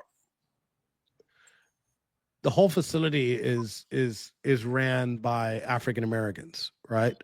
Mm-hmm. And there's a level there, there's a culture there that's been made from this prison system in there. I literally saw a man 2 cells from me. He passed away after he had a heart attack. after one of the counts because they would never pass by. And I was banging on the door because I knew this guy, something was wrong with this guy. There was no medical button. And they pulled this guy out, and he was as stiff as a board when they pulled him out 4 hours later. He's been dead for 4 hours. Some of the worst conditions I've seen came from United States Penitentiary, Atlanta, and what we call the DC Gulag, which is the DC jail. And that was it was pretty bad. I went to 40 different prisons. I was put on diesel therapy almost the entire time. I was either in solitary confinement or I was being moved in a paddy wagon with box cuffs. So that was pretty rough. But do you recognize that is what Blacks and Latinos predominantly go through every day in this empire? I think everybody in that system goes through that at some point. And I think that I went through it. I think I went through it harder than most people have to go through in the prison system. They were out to get you. Yeah. But now examining that situation, knowing that we are not in control of that situation, meaning Blacks, Latinos, and Native Indians, we make up the majority of the prisoners and the least amount of those in charge and in control. Can't you see how we as a people would need to pull away from those that are in control to at least, at minimal, fix the conditions of our people in the situation that we're in this republic? I think we need to change the system, period. And I think that I'm sorry? You're a man on the right track, I was saying. Go ahead. Yeah, I think that the system needs to be, a lot of these agencies need to be brought down completely and rebuilt from the ground up, and some of them should not exist to begin with. But wait a minute, real quick now. I agree with you. It seems like Donald Trump and Elon Musk are tearing down the agencies that in many cases protect those very Black people, or at least perceived to protect which agency? Black people. Which agency? Department of Education is one of them. The Department of Education protects African Americans? Absolutely. When African Americans are incarcerated, it's the Department of Education that works through the Department of Corrections to at least give a small percentage of those Blacks and Latinos an opportunity to become educated in anything. Commander, I believe it's the communities that should be focusing on education. I don't think that the federal government should ever have their dirty paws on anything that has to do with education. I believe I wholeheartedly disagree with you there. I think the Department of Education, if anything, is worse for the African American community. I think a federal agency that wipe out the Department of Education. You won't disagree with me here. You start at a local level. You get me? Homeschooling is a big thing now. So then you do disagree then with Donald Trump's policies going forward in education, like wiping out critical race theory. And in other words, if we believe that you should teach critical race theory if that's something that you want to focus on at a community level. I don't think that the government should ever focus on not just critical race theory, but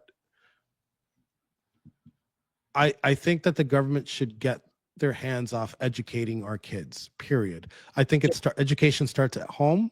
And I believe that the system of mass education in a big classroom with 50 students, it's never meant to work that way. Our education system was never meant to work that way.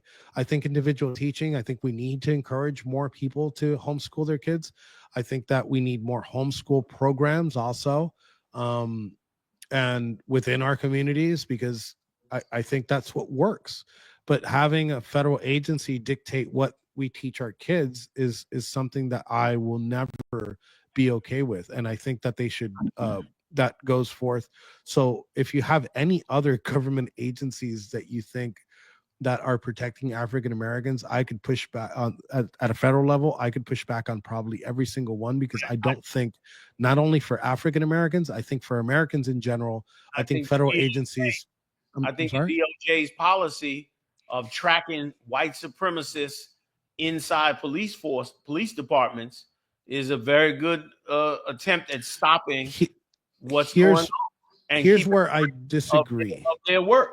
Go ahead. Now I'm going to tell you why I disagree. Because when you build a cage, right, and it's done with them, it comes for you. So if we start putting, and I think both of something that we both have in common is that both of our organizations are labeled a hate group by the Southern Poverty Law Center.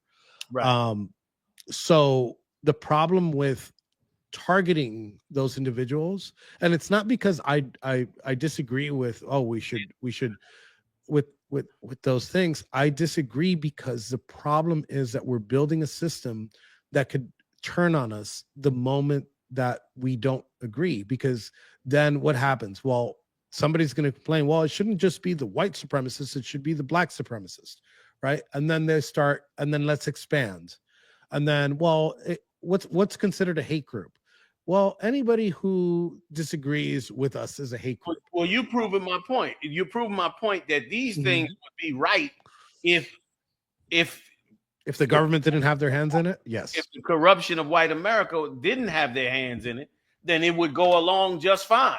I think that the fact that the Department of Justice tracks these things, they track them, the convictions. How about we just stop tracking people? Well, we could if white people could play by the rules. Like why would we want to stop tracking white police officers murdering blacks and Latinos in car stops across this country? Listen, I disagree with here's a police involved shooting that happened recently. Give me a better option. Give me look. Now, wait a minute. Donald Trump and Elon Musk are talking about Eric Chauvin, the ex-police officer. Derek Chauvin. Chauvin that was accused of killing George Floyd. Now they want to let him out based on the belief that that was not how he murdered him. Even though he had his neck on him for that excessive amount of time, they want to let him free. My point is, if the rules were right, then there would be no harm in tracking them because the numbers would be so low. But give me another alternative other than black people killing police officers for trying to murder them. Give me another alternative on how you can push back on what basically is an extermination run amok across the United States. I think community policing should be a thing. I think the people that police their communities should live in those communities and not live outside of those communities. So black people should police their own community. I believe, I go back. I believe that if the district, wherever the police are, I think I'll give you an example. Here we have right down the block, I have 2 police cars sitting here, and they've been police officers for a very long time. Both of them are Broward sheriffs. This isn't Broward County. Right. They don't live in Broward County. They don't know I don't know if they know what's going on in Broward County because they live here. That's about 40 minutes away.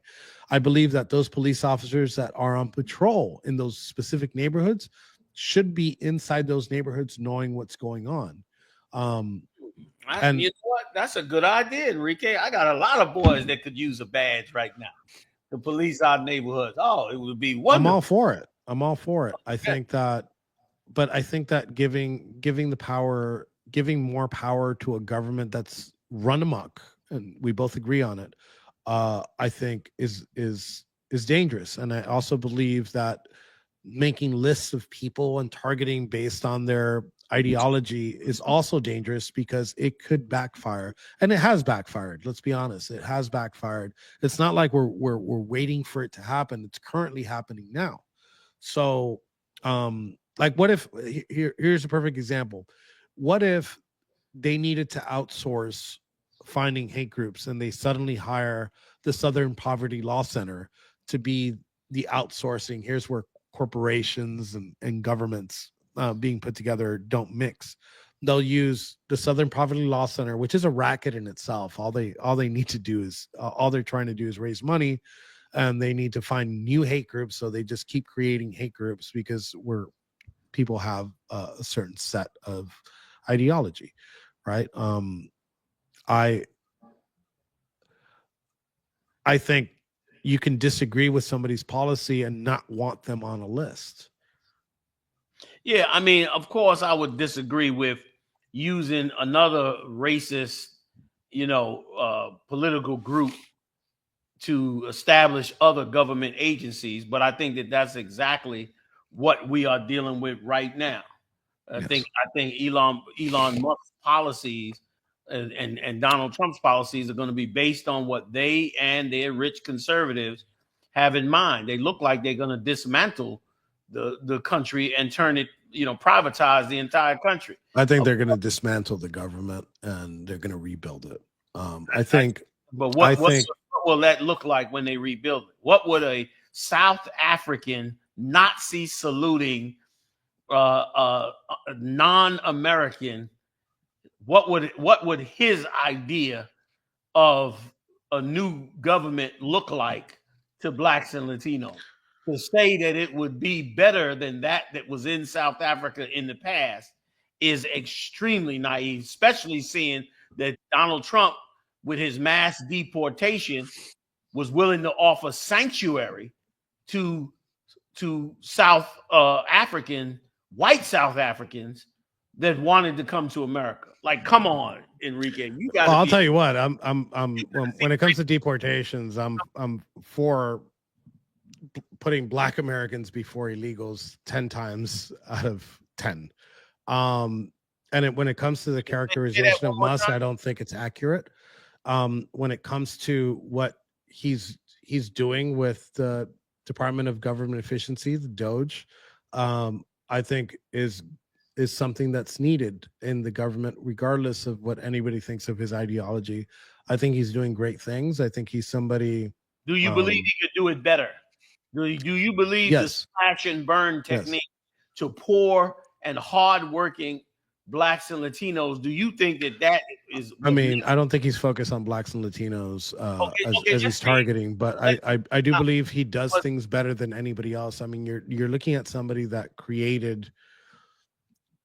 He thought about a payment system, a digital payment system that we did today. He created by the government.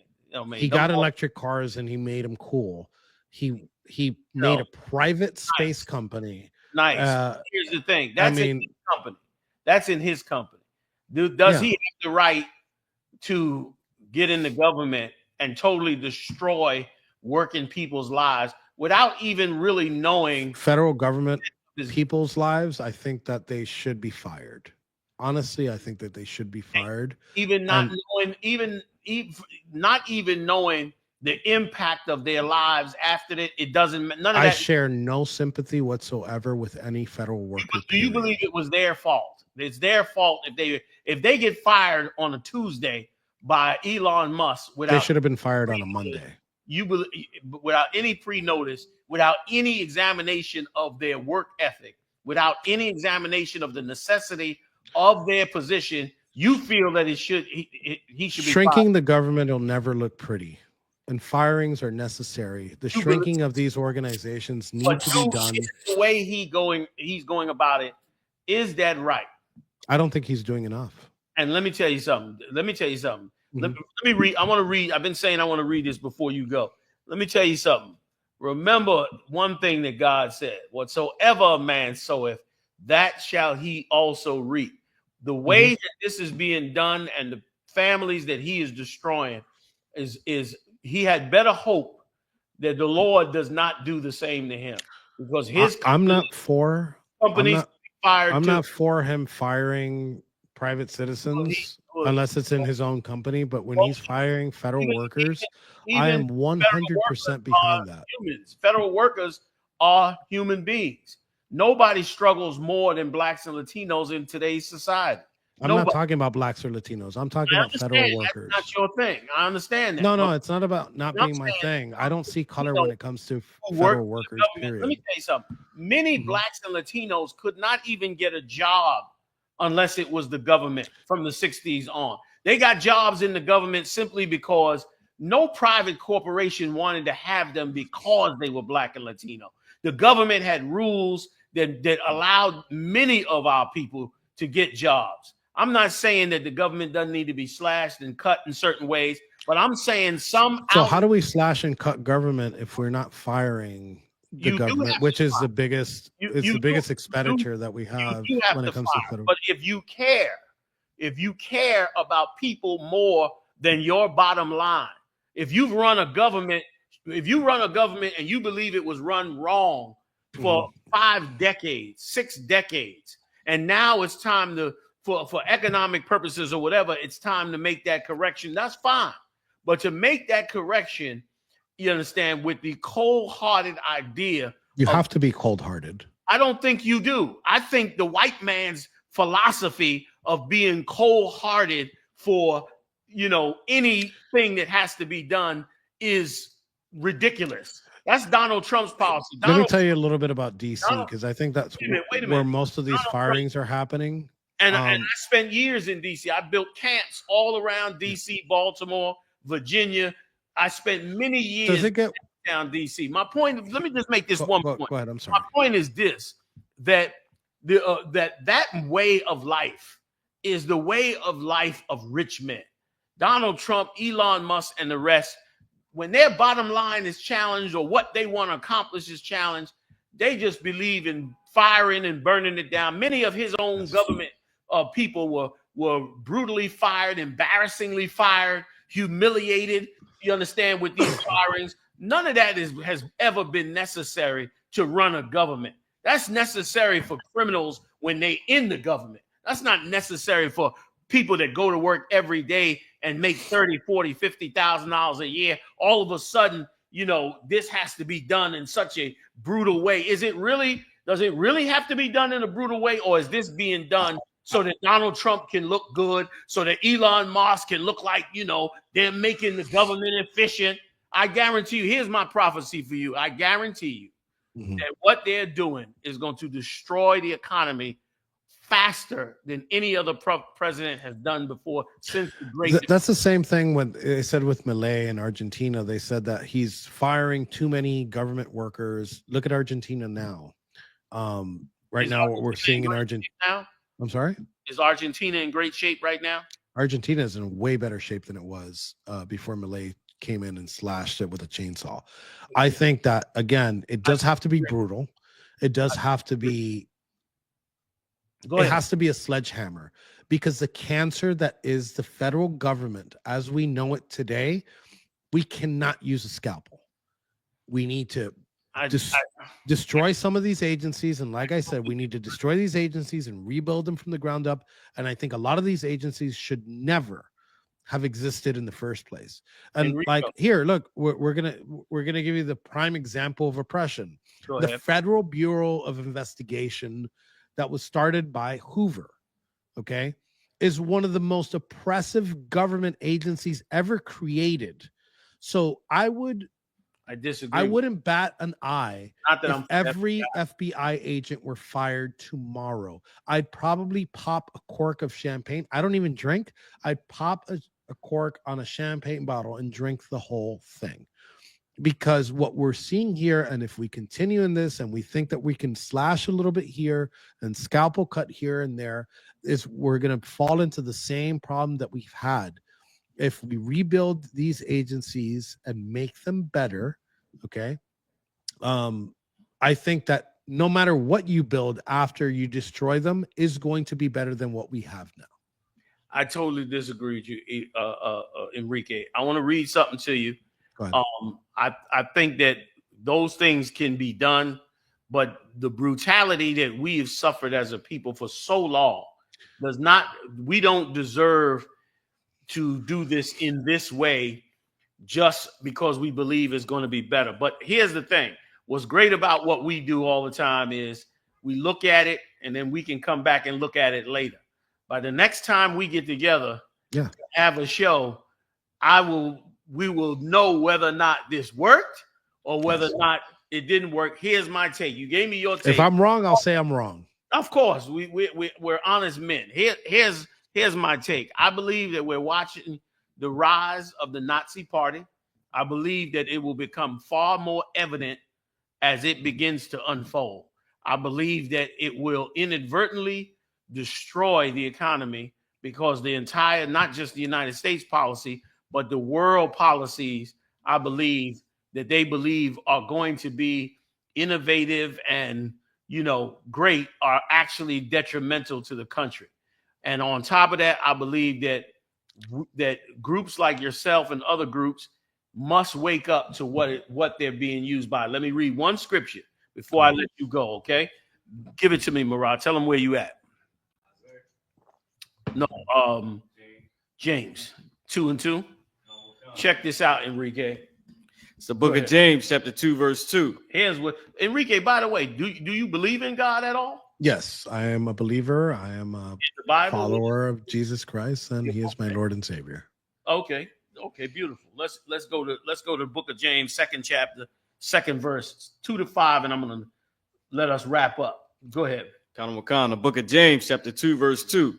For if there come unto your assembly a man with a gold ring and goodly apparel, and there come in also a poor man in vile raiment, and ye have respect to him that weareth the gay clothing, and say unto him, sit thou here in a good place. This is the nature of poor people.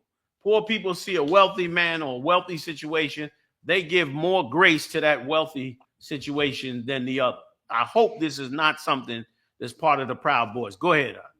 Now that you've been helped by a rich man, first put into position by rich men, now helped by a rich man, you are in a bad ping pong situation that I hope that you and the Proud Boys can wake up from. We'll agree to disagree on that. We'll disagree, and that'll change. Let me read a little bit more down, and we'll go from there. All right. And say unto him, sit thou here in a good place, and say to the poor man, stand thou here, or sit under my footstool. Are ye not then partial in yourselves? Right. And are become judges of evil thoughts? Become judges of evil thoughts, because now those that have it, that give it to you, we become judges of those thoughts. We love superstars. We love the wealthy. We love all the glitz and glitter. And we often get used by, and you and your organization, especially you, brother. You a brother. You know what I mean? You a brother. I don't know how you got over the top of them Proud Boys by setting up that foundation. Boy, I would be turning them over. But anyway, go ahead. Let me finish this. Verse 5. Hearken, my beloved brethren. Have not God chosen the poor of this world? Have not the Lord chosen the poor of the world? You are the valuable one. You are the one that they want to use. All of us that are here on the bottom of this empire. Go ahead, Again, I agree to disagree. I totally understand. Go ahead. Rich in faith and heirs of the kingdom which ye have promised to them that love him. We're the heirs of that kingdom. That kingdom is coming to us. Much as you might love the conservative things that's being done and Elon Musk cutting and slashing, we're heirs to the kingdom of heaven, not them. You know what I mean? That's why they do things in the cruel manner that they do. But we are heirs to this kingdom. They're not going to be the rulers in the future. I believe part of the reason they've come down on Latinos is Latinos' unmatched ability to procreate. Latinos have been the best on the planet at procreating and growing our people. And as a result, it has threatened the status quo of racist white America. And they want to see it stop, but it will never, ever, ever be stopped. You understand? It'll never, ever be stopped. You know what I mean? Mexico, Argentina, Venezuela, and all the brothers in Central and South America, Puerto Rico, Dominican Republic, all of them. I mean, you got all of those, like all the accents locked down right there.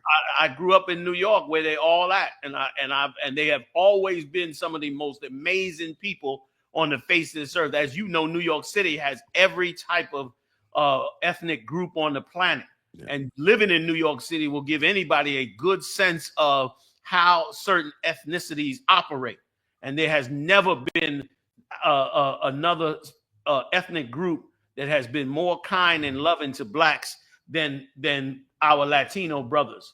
You know, we lived together, we suffered together, we ate together, we survived together, we cried together, and we celebrated together. And they never had to do that. They never had to be that way. I was fortunate to not live on the West Coast, where it's a little more diverse, but on the East Coast, the Latinos, we know are heirs to that throne. Let me finish this right quick. I don't want to keep you longer than I have to. Go ahead.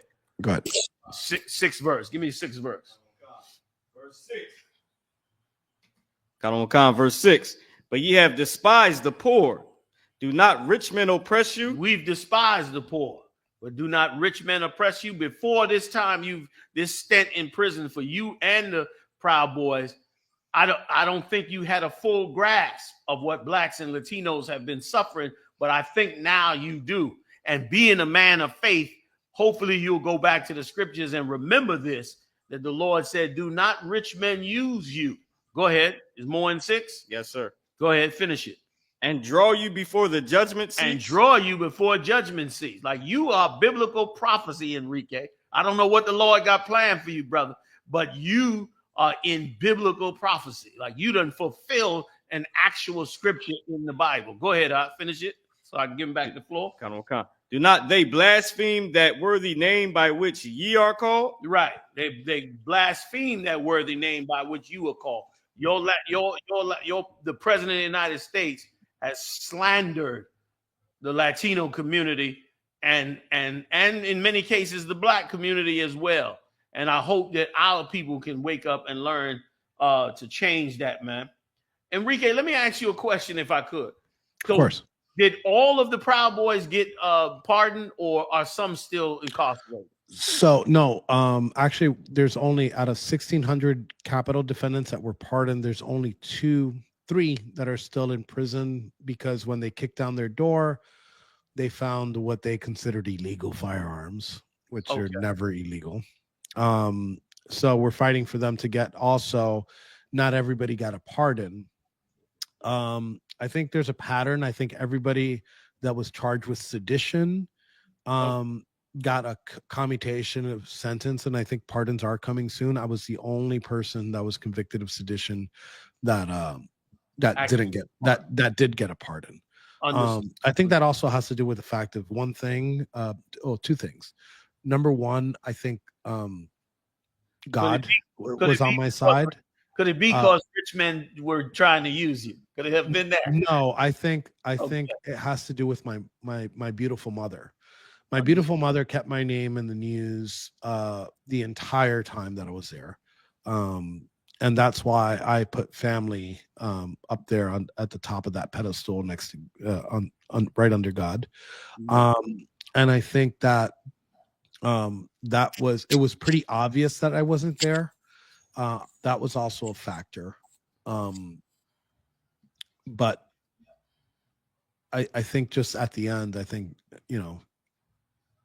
God had mercy on me.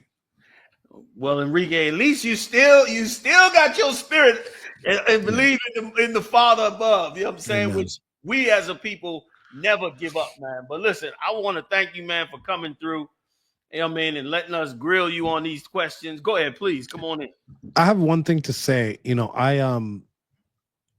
do a lot of interviews and podcasts, and I try to do like a variety of things because I don't like people asking me softball questions. Right. So I do like a lot of liberal podcasts here and there. Obviously, you and your people aren't. It's not a political thing for you. It's it's a belief system and it's a movement. Sure. And I like to thank you because we've been together and you've been very respectful every time. You've been a great host. I hope to actually have you on my podcast. Yeah, I heard that's was the plan. Yeah, that'll be. And then also your viewers too, because I could see the comments on the right, are actually very respectful. They ask hard questions and they're big supporters of yours. So and they racist, so they love you. yeah. That's probably true too. Reading some of those comments. We don't always have to disagree, but having these conversations are healthy. Sure. Having these conversations are educate people on how they feel about us. I remember in that same clip that I saw from earlier in the morning, somebody asked you about the white supremacist Proud Boys, and you said, let's hold off and let's see, what their actual views are. So I appreciate that. And whatever, again, like I really think that if people don't like the Proud Boys, at least try and see what we're about. And then if you still don't like us at that point, there's nothing I can do. Right. It's a fair. But at least like when somebody comes at me, I prefer that they come at me and be like, well, this is the reason I dislike your organization. Right. And I can never be mad at that. So I appreciate you. I appreciate the viewers. Some of my viewers are in here too, so I appreciate them. And I hope to have you on the podcast at some point. Yeah, man, let's do that. You're in Florida, right? Miami? I'm in Miami. I think I'm going to Florida recent. If you want to line that, I might even be in person. Yeah, let's do that. That's great. I'd enjoy that. Florida. So we'll see what could be done. All right. Okay. All right. Thank you. Appreciate you, Commander. Hey, I appreciate you, Enrique, man. And congratulations again, man. And congratulations to your family for getting out of the cages and being home. You know what I mean? And I'm happy to hear that you've taken a new interest in those that are suffering, you know what I mean, incarcerated in prison. I heard you earlier mention that you started a new initiative and you've already started having meetings about it. I think it's going to benefit us greatly. I think also, too, we have an extremely extensive prison program head by Captain Zakar, which is, he's been a stalwart in this work for many years. If you ever, want to reach out and you work with him to get into prisons, some of the things you do, he's, we got chapels and all that in the prisons. We got great communication in there. And, we would love to, help you out, that would be great. Non-white Proud Boy. All right. Hey, man, you've been the best, man. I appreciate Thank you. you. All right. Thank you so much. Appreciate it. Had a good time. All right. Good night.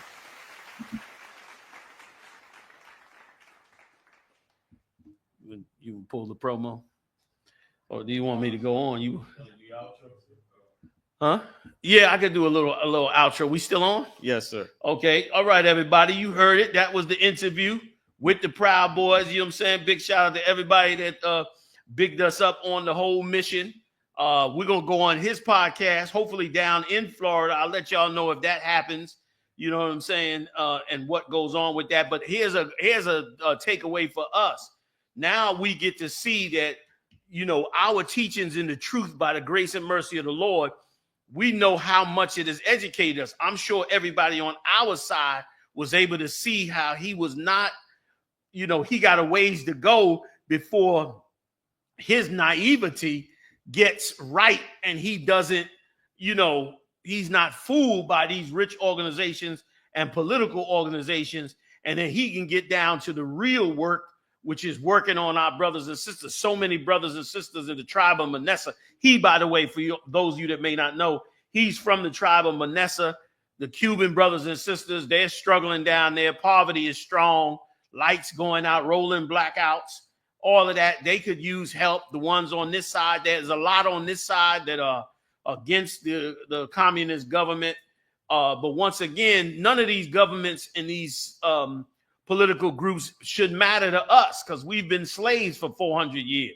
We got to get our 12 tribes out of the slave quarters and get us where we need to be. Let me read one scripture for y'all before I let everybody go, if y'all don't mind, since y'all hung so well, and I appreciate that.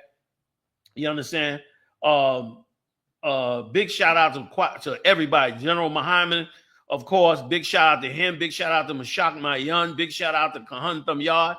Big shout out to Napataza. And of course, big shout out to Marah up in the building. You know what I mean? Keeping us working, you know what I mean, day and night. Marah really got it on this week.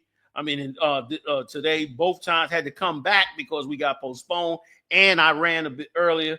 So definitely big shout out to all of them for that. But when we leave out, we'll play the promos. But I do want to read one thing if I could. Barack, if you could you get me Revelation 6 and 11 on down? And for those that wanted to follow up, a big shout out to General Yahanna as well. Set us up with a lot going into this. Big shout out to Halbar and Kazak Ahmad and Halbar. Big shout out to them for really working these stories and working all the things that gave me the whole pathway of what Donald Trump did. I wasn't able to get to as much as I wanted to, but I got to quite a bit of it, man. So we're going to look forward to getting on their platform and telling them how we see the world through the grace and mercy of the Lord. So Revelation 6 and 11, I'll try to get into this and get ready to wrap it up. Big shout out to all the generals, man, holding it down, you know what I mean, for so many years, doing everything the right way, man. They deserve the honor and respect that is due them for so much hard work. And the same goes for the captains, officers, troopers, and definitely for the sisters, man. All right, go ahead and read it for me, out. Revelation chapter 6, verse 11. If y'all want me to take a couple of questions, I'll take them. Just a couple if it comes up, so we don't keep everybody. We've been up in here a little over 2 hours. I don't want to just burn everybody out, but let me get this scripture. Go ahead, Ak. Revelation chapter 6, verse 11. And white robes were given unto every one of them. And it was said unto them. Wait, you got Revelation 6 and 11? Yes, sir. Please read on. And it was said unto them that they should rest yet for a little season unto their fellow servants also and their brethren that should be killed as they were should be fulfilled. Right. That's the time we've been in. But here's the time coming up. That 6th seal is about to be open. 12th verse. Go ahead, Marah. And I beheld when he had opened the 6th seal, and lo, there was a great earthquake, and the sun became black. Right, a great earthquake. War broke out in this earth. The sun became black, meaning all wisdom left this earth. All knowledge left out of here. Go ahead.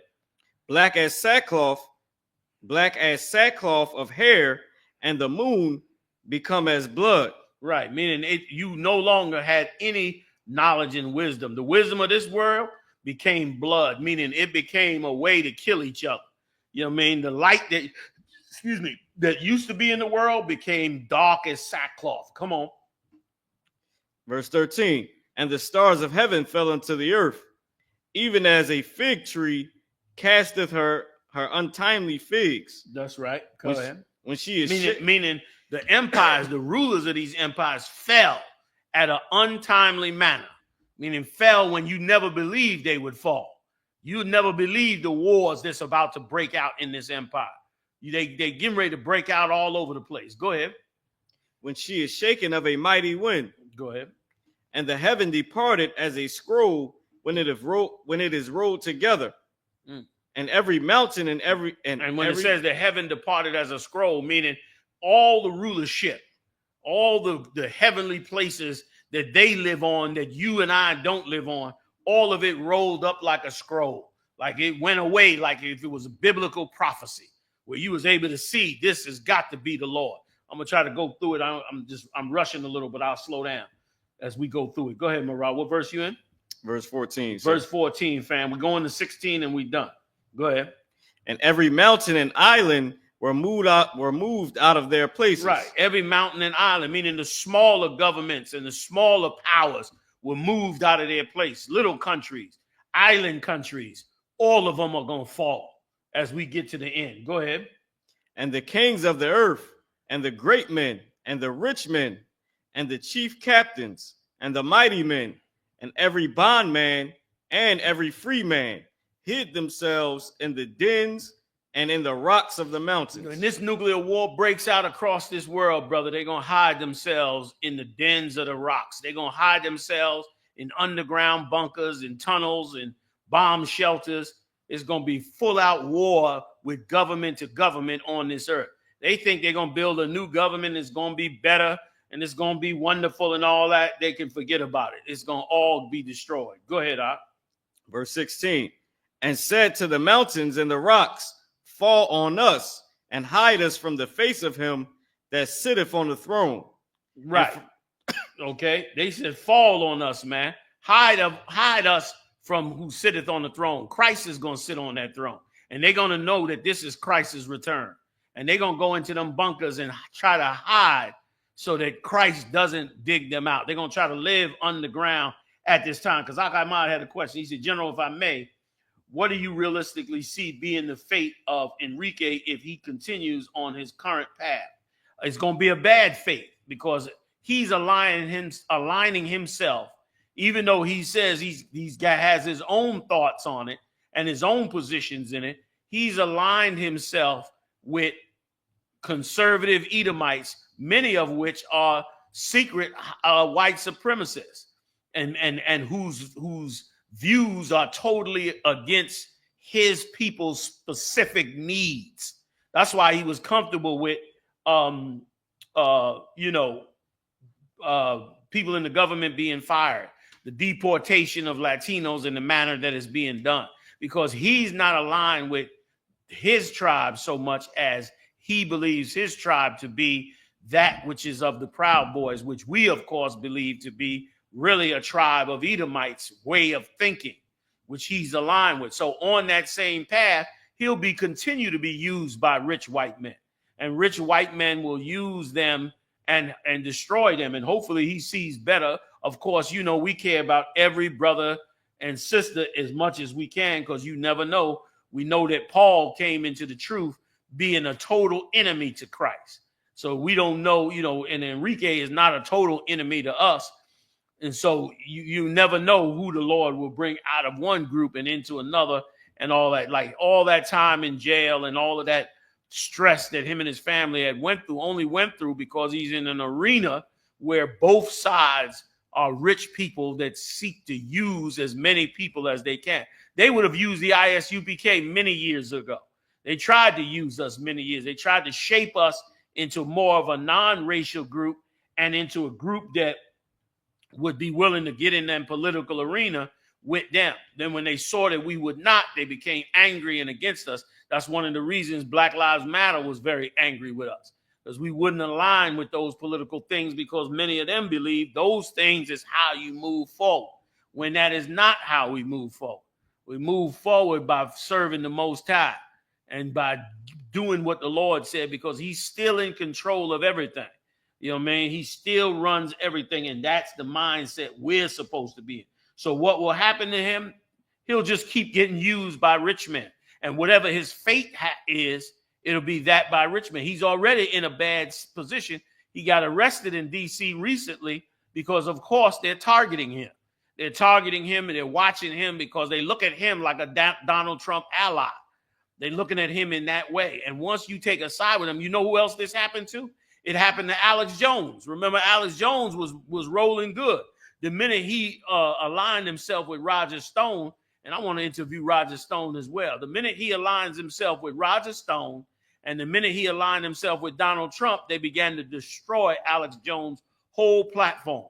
He had been saying conspiracies for many years, but the minute he aligned himself with them, they went after him cold-blooded and destroyed his whole InfoWars operation. And for what? Because you align. It's one thing if they come to destroy you because you speaking up for the Most High. But if they destroy you because you align yourself with their rivals, then what can you say? You decided to jump into the political arena on one side or another, and that's what happens. That's what's beautiful about the UPK. They say we can't say nothing because we don't vote. Yes, we can say something. We speaking against both sides. You know what I mean? Like what the Democrats were going to do this round with Wall Street and abortions and transgenderism and everything else was going to be an attack on us like you never seen before. But so is the opposite on the other side of the table. Also an attack on us. That's why the Most High is everything. That's why the Most High is everything and is what we should cleave on to as we go into these dark days and dark hours. There are going to be temptations. They're going to try to suck us in. Many times they try to get us in, especially with money. And none of it worked before. And as long as I'm sitting in this seat, and I'm sure the brothers that's coming after me feel the same way, we will not be used by these groups in any way, shape, or form. We're going to go on and serve the Lord and believe in these scriptures and hold these high holy days and raise children in that manner and feed the poor and deliver the fatherless and build the nation of Israel and serve Yahushua until he cracks that damn sky and comes into the zone. And then we're going to live in that kingdom of heaven forever and ever and ever. All right, let me read on to that answers Kazak. Somebody else had another question up here a little further. See if I can catch it. You know, man. Right above Kazak. You know, man. Okay, big shout out to you. Give me back what you stole. That was a hell of a comment, brother, and I appreciate them words. You know what I mean? Was a strong blessing. Let me finish these and let y'all get up out of here. We've been at it a long time. Even though it's Saturday night, we're gonna be trying to do something every Saturday at around noon, I believe it is. We're still not sure of locking the time down, but we're gonna try to do something at least every Saturday. You know what I mean? To try to jump in on it. Go ahead, Marab. Finish up. We'll get ready to roll up out of here, man. Thank everybody for coming through, man, supporting the truth. Go ahead, Khan. And from the wrath of the Lamb. Go ahead. That was the end of 16. That was the end of 16? Khan. All right. With that, man, again, big shout out to Marab holding us down. He going to run the promos for the Passover. Y'all take care, man. Everybody hold it down. Let's get up out of here. I think Hebrew Academy might be canceled for tomorrow. If it is, then we won't be jumping in on class. I got to double check with Cat Makada Orion to make sure that is the case. I believe he's out of town. Y'all take care, fam. Water again for joining us. See you next time. Shalom.